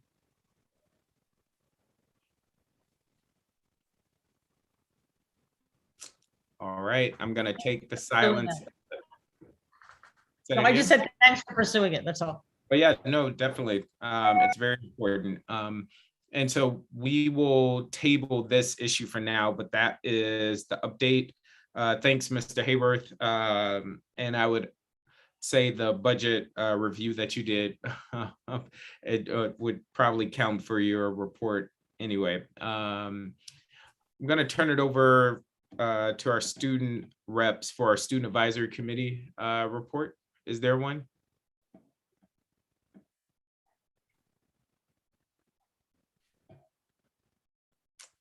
Representative, oh, there we go. Hi, Representative Lopez. Hello. Good evening. Sorry for joining late to the meeting. So the Student Advisory Committee met last Monday, September 27th, and our main focus for that meeting was the purpose of our Student Advisory Committee events. For this year, we were thinking of having two possible events, one of them being the citywide survey and or possibly a citywide fun day. Because we're not sure if we will get to the two events, we decided to shift our main focus to the citywide survey for now, so that we can get a good survey with the rest of the Student Advisory Committee members. During the meeting, we also broke into breakout rooms to talk about safe passage, COVID, and mental health and academic quality. We did receive some feedback from students that there were some issues with safe passage as they traveled from home to school and from school to home. And we keep seeing this lack of transparency when it comes to COVID and the protocols, and that there's just not enough of the following for the safety guidelines. And we also keep seeing that the mental health is kind of been shifted to a side because we're really focused on our COVID safety. For our citywide survey, we're still working. Well, we know that we want to focus as a general topic with COVID because any other topic would just fall under that category. But we're still working with the rest of the student members to see if there will be multiple surveys throughout the year, or if we want to just have one survey at the middle of the school year or just at the end of the school year. And that would be for our citywide survey. And we're still not sure if we will have the citywide fun day. Alex, not sure if you want to add anything else to it. Sure. Yeah. With the citywide survey situation, Juliana and I are doing some work before our next meeting, which is in 2 weeks from now, because next Monday is a holiday. And then while that's happening, Sky and Ian are both doing some stuff with the social media account takeover. I forget exactly what they're calling it, but basically they want to like take over the social media and sort of go through the life of like a student. And you guys can feel free to ask them specifically what they're doing with that. And we're going to have a meeting 2 weeks and the following week after. We are prioritizing that survey, like Juliana said, because we want to get some student feedback on how things are going with in-person learning, because oftentimes we can sort of neglect what students actually think, which is a point that was brought up earlier today by Will about sort of when we're framing issues, you know, we can look at teachers, we can look at parents, we can look at stakeholders, but you know, we won't necessarily ask the students directly. So that's a project that we're hoping we can partner with the Office of the Student Advocate. Will be at the next meeting, hopefully. And that's sort of where we're focusing our work right now. If you have any questions or comments, you all can go ahead.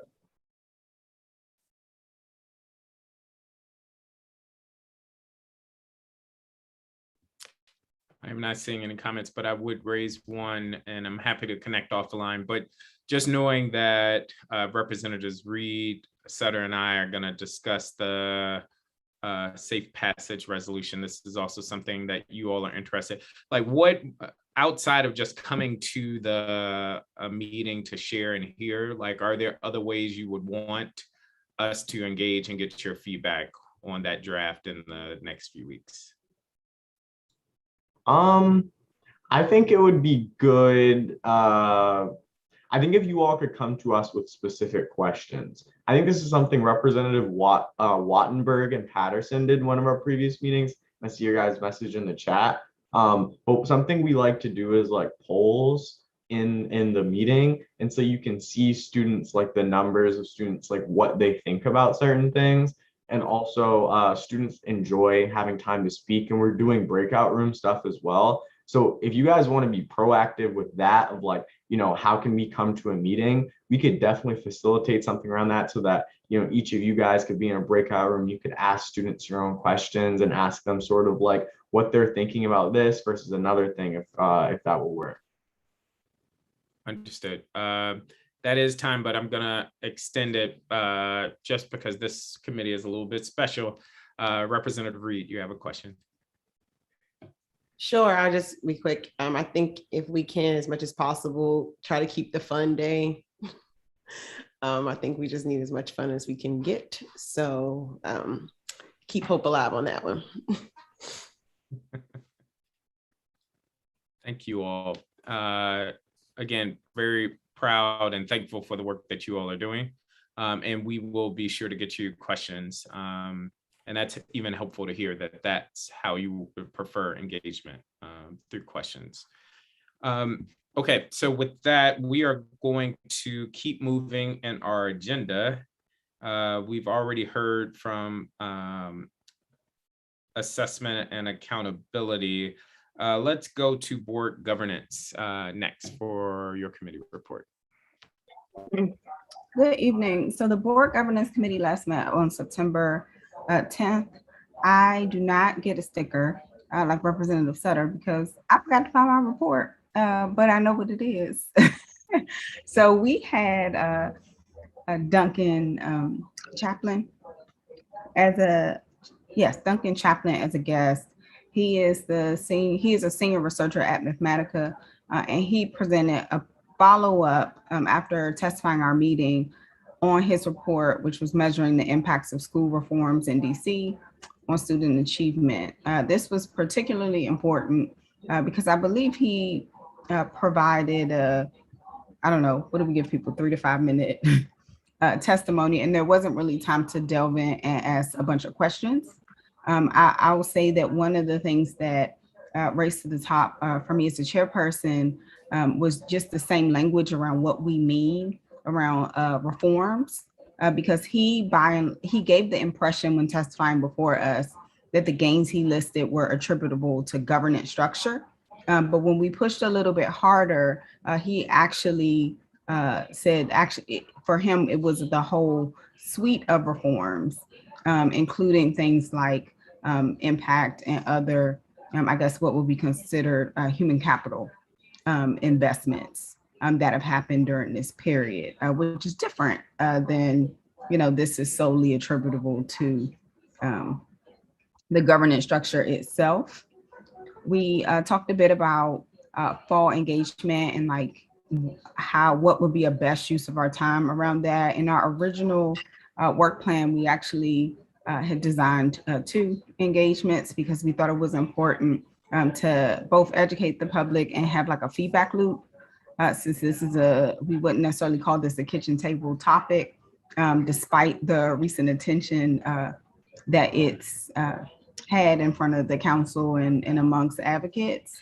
And so we are not yet decided on what that looks like. At our next meeting, which will actually be Friday, one of the things that I think will be important for us to do is just to drill down a little bit more around what types of feedback we want from the public now that more of our homework is done. The last thing I'll say is I want to call attention to the report. I mean, sorry, not the report, the crosswalk that I shared in our last committee report that our graduate students created. That is, I raised attention to that in particular because it compares the authorities that we have as a state board to other jurisdictions, both at the state level and the local level. I think it is a particularly helpful resource given the other conversations happening around changes to governance, and is a great starting place, not just for members, but for the public to say, okay, like, what are the authorities and what is the realm of, what is typical, I guess, for a state board to do versus local responsibilities. I'll stop there. leave some time. I know both Representative Gasoy and Representative Wattenberg are on the committee. Representative Patterson is left, but to see if there's anything they'd like to add. Nope, I think you covered it. Ruth, you're on mute. You're on mute. I know I'm on mute, but that doesn't mean I can immediately get my cursor to the unmute sign. Anyway, I agree. That was a good report of where we are. Are there any questions?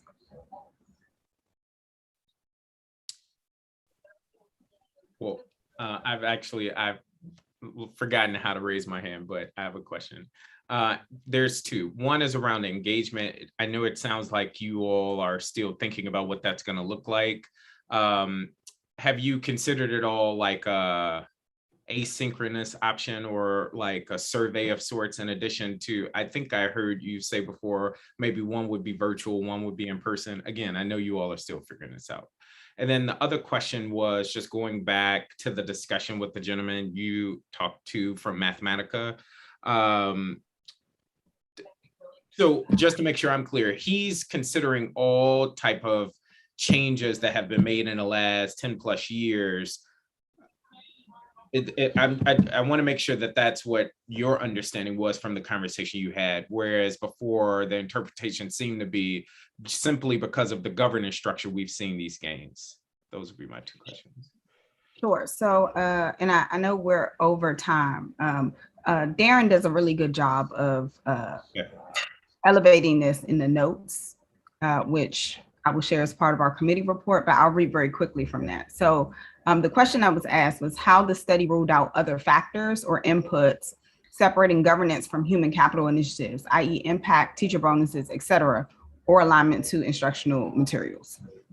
He then explained, his response was, it would be a combination of factors, impact, improvement in teacher pay, being some of those factors. And so that was the first question I asked. The second question I asked was about how findings can be attributable to governance if the factors inputs are not being separated out.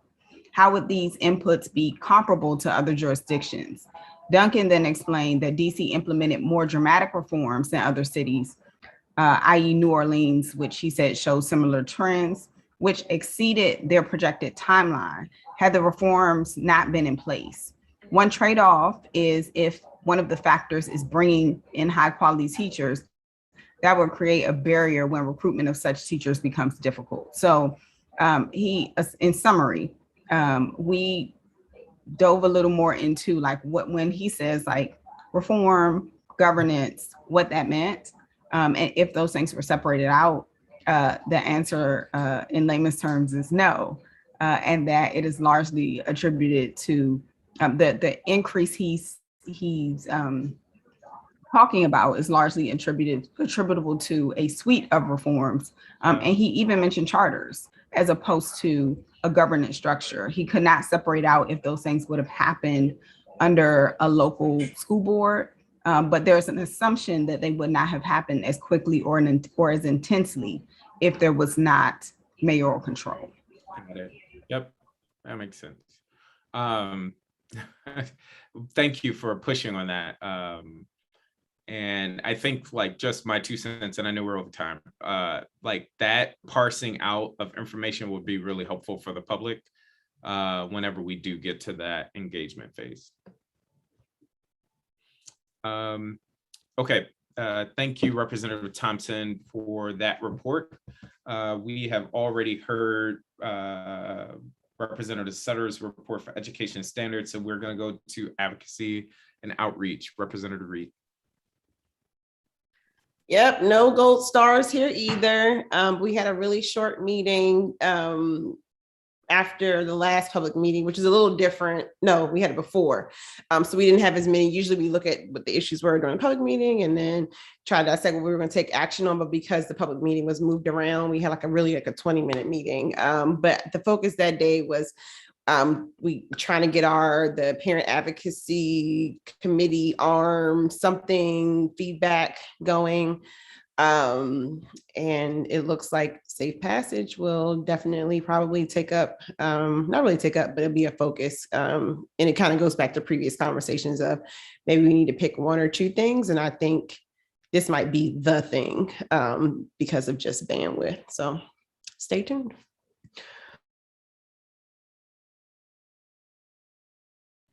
Thank you. Any questions?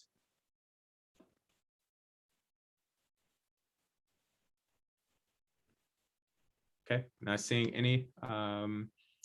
We will keep it moving. Next up is our Teacher Practice Committee report from Representative O'Leary.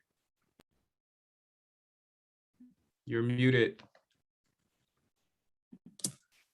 Ha, I muted myself because John Paul put something in the chat about you could unmute yourself by hitting the space bar. I never knew that.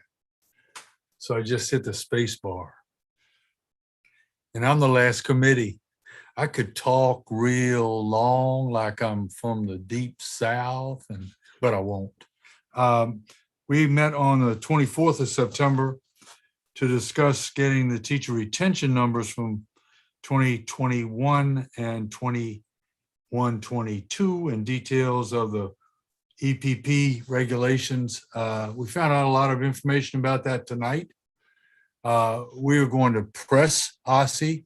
I don't understand why you should be able to know how many teachers didn't come back today from all the schools. All the schools know who are in the schools, but we'll give them a brief interlude until the November meeting. We're meeting on the 12th of October at 4 o'clock. And we're also pushing with Representative Chang on literacy, which obviously I feel is of utmost importance to our students being successful.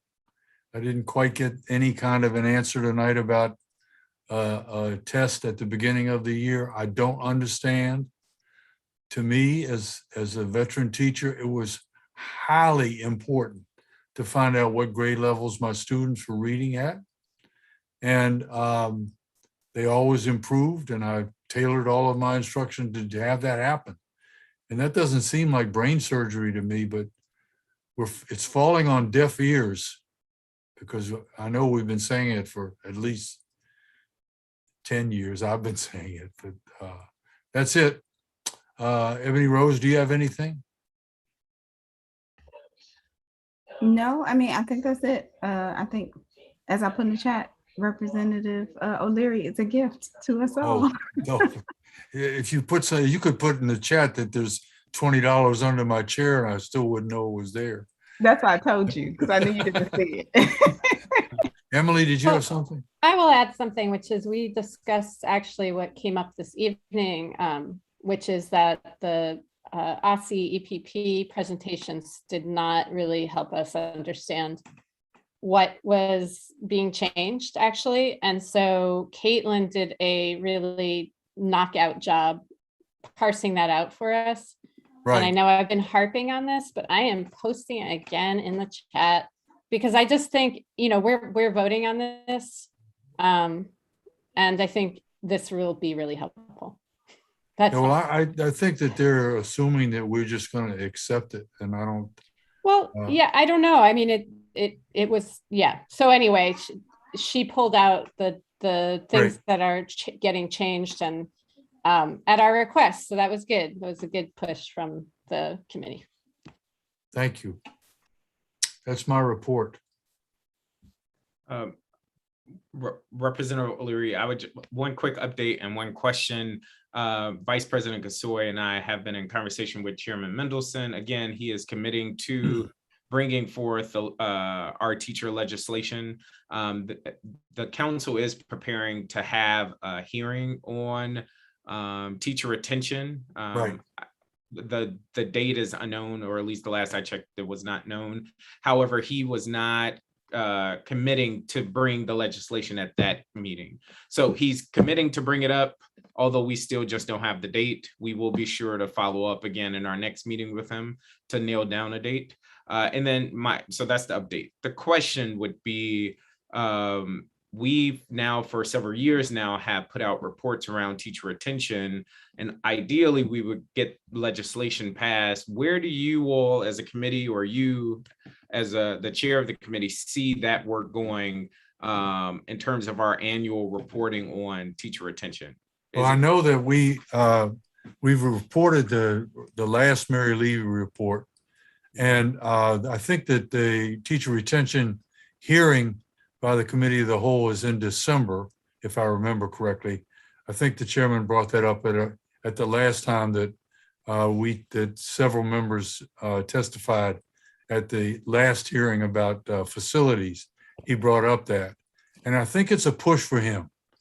So we just have to keep the pedal to the metal as far as keeping it out there in the ether and in the community so that everyone understands, because they will evade it if we allow them to, because we don't know what I would think that the teacher retention rates at the end of last year would probably be less than they were the year before, just because everybody was in the virtual setting. But they know who's not in the buildings, and they know who is in the buildings, and they know who is new in the buildings. So we're going to operate in good faith. I'm going to take the chairman at his word that he's committed to getting this done. Representative O'Leary, I will connect with you and the committee leading up to our next meeting. Good. And hopefully we can nail down. The 12th. It's the 12th of October at 4 o'clock, Zach. Understood. Representative Weidenberg, quick question. Yeah, well, it's just to say, I hope that as part of the goodwill engagement that we also really have a strategy for talking to our own, talking to members of the council to try to get this lobbied and try to get this done as a piece of legislation. I mean, I don't know where that fits in terms of the hearing, but we've had a hearing. It's good to have another hearing. It gets it out there, but we need to really be focused on making this happen Understood. as a law. Thank you, Representative O'Leary. Are there any additional external reports of work outside of the board? Yeah. Representative Thompson. So I sit on the PEP committee for NASB. I guess everybody's having fun but me. I sit on the PEP committee for NASB, and it is actually the annual meeting now, not the second, but now through the end of the week. I will be attending mostly tomorrow and Friday. We will vote on public positions on Friday. So that's kind of important to know. I know that John Paul sent information about if people wanted to attend a few times. I don't know if anyone else is attending, but I wanted to flag that because it's happening between now and Friday. Thank you. Are there any questions? Okay. I know I'm registered and Emily is attending. I believe Mr. Hayworth, or I'm sorry, Vice President Kasoy is attending. Mr. Hayworth is also planning to attend. And I'm not sure if it's too late to register, but I would say if members could catch the last 2 days of the conference, which yes, did start today, it would be great for members to do so.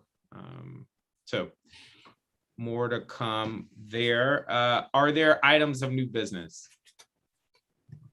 I have an external report, actually, super quick. If that's okay. Should I? I don't know. I assume so. So I'm on the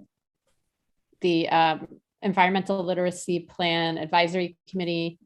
I was on it before COVID when we were revising the old plan. So that's done now, it's revised. And so now this is an advisory committee, and we've met twice, and we're figuring out how to make the new plan more actionable than it is. I mean, it has been used by many schools, but the goal of the environmental literacy plan is that, eventually all schools will be, using the rubrics in there to guide what they do in their school to really educate students to be environmental stewards. So I'm looking forward to that. It's really just evolving right now in figuring out how we're going to do that. And then also I joined the Everyday Counts program committee today. So I'm really just getting up to speed on that, but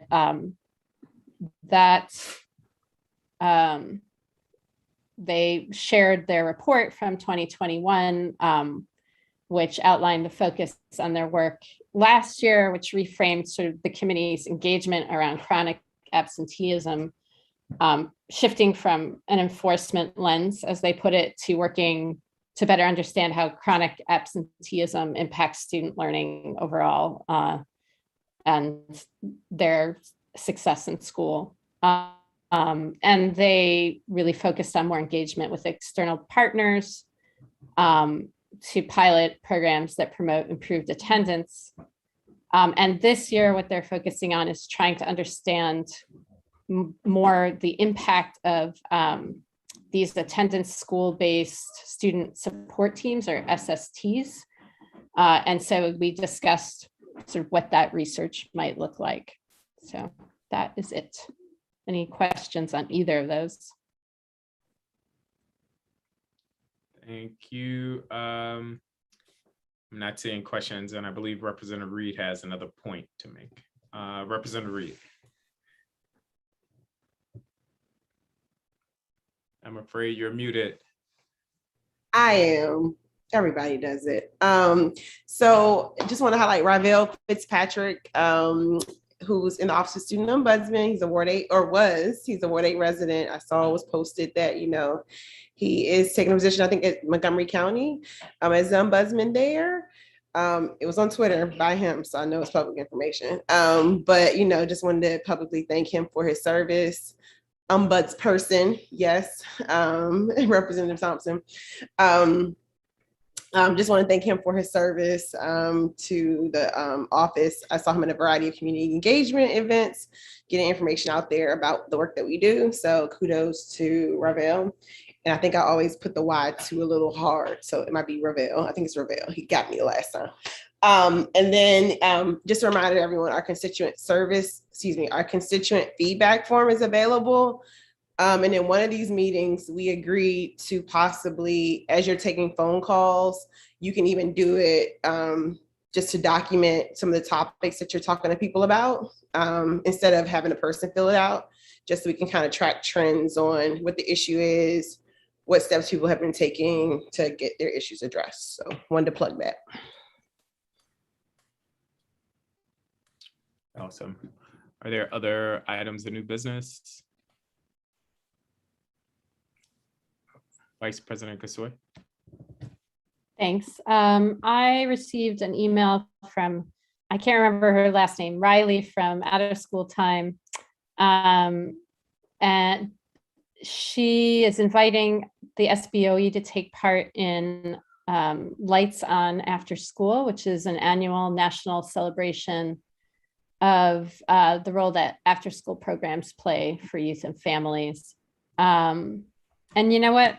For time's sake, I will just email this to all of you, but just making the plug here, out of school time is important. Awesome, thank you. Is there a motion to adjourn? I've got a motion that we adjourn, but also that we had a walk to school event with the SBOE today. I know some of you were involved with that, but I know at Truesdale, everybody, you might see a whole lot of people walking around with SBOE hats and sanitizing their hands with SBO sanitizer. It was very successful. But I'd like to make a motion that we adjourn. Second. Second. Yeah, second. It's been properly moved and seconded. All in favor of adjourning, please say aye. Aye. Aye. All opposed, please say nay. The ayes have it. It is now 8:35 p.m. and this working session is adjourned. Thank you, members, and thank you to those in the public watching. Stay tuned, and we look forward to seeing you at our upcoming public meeting. Good night.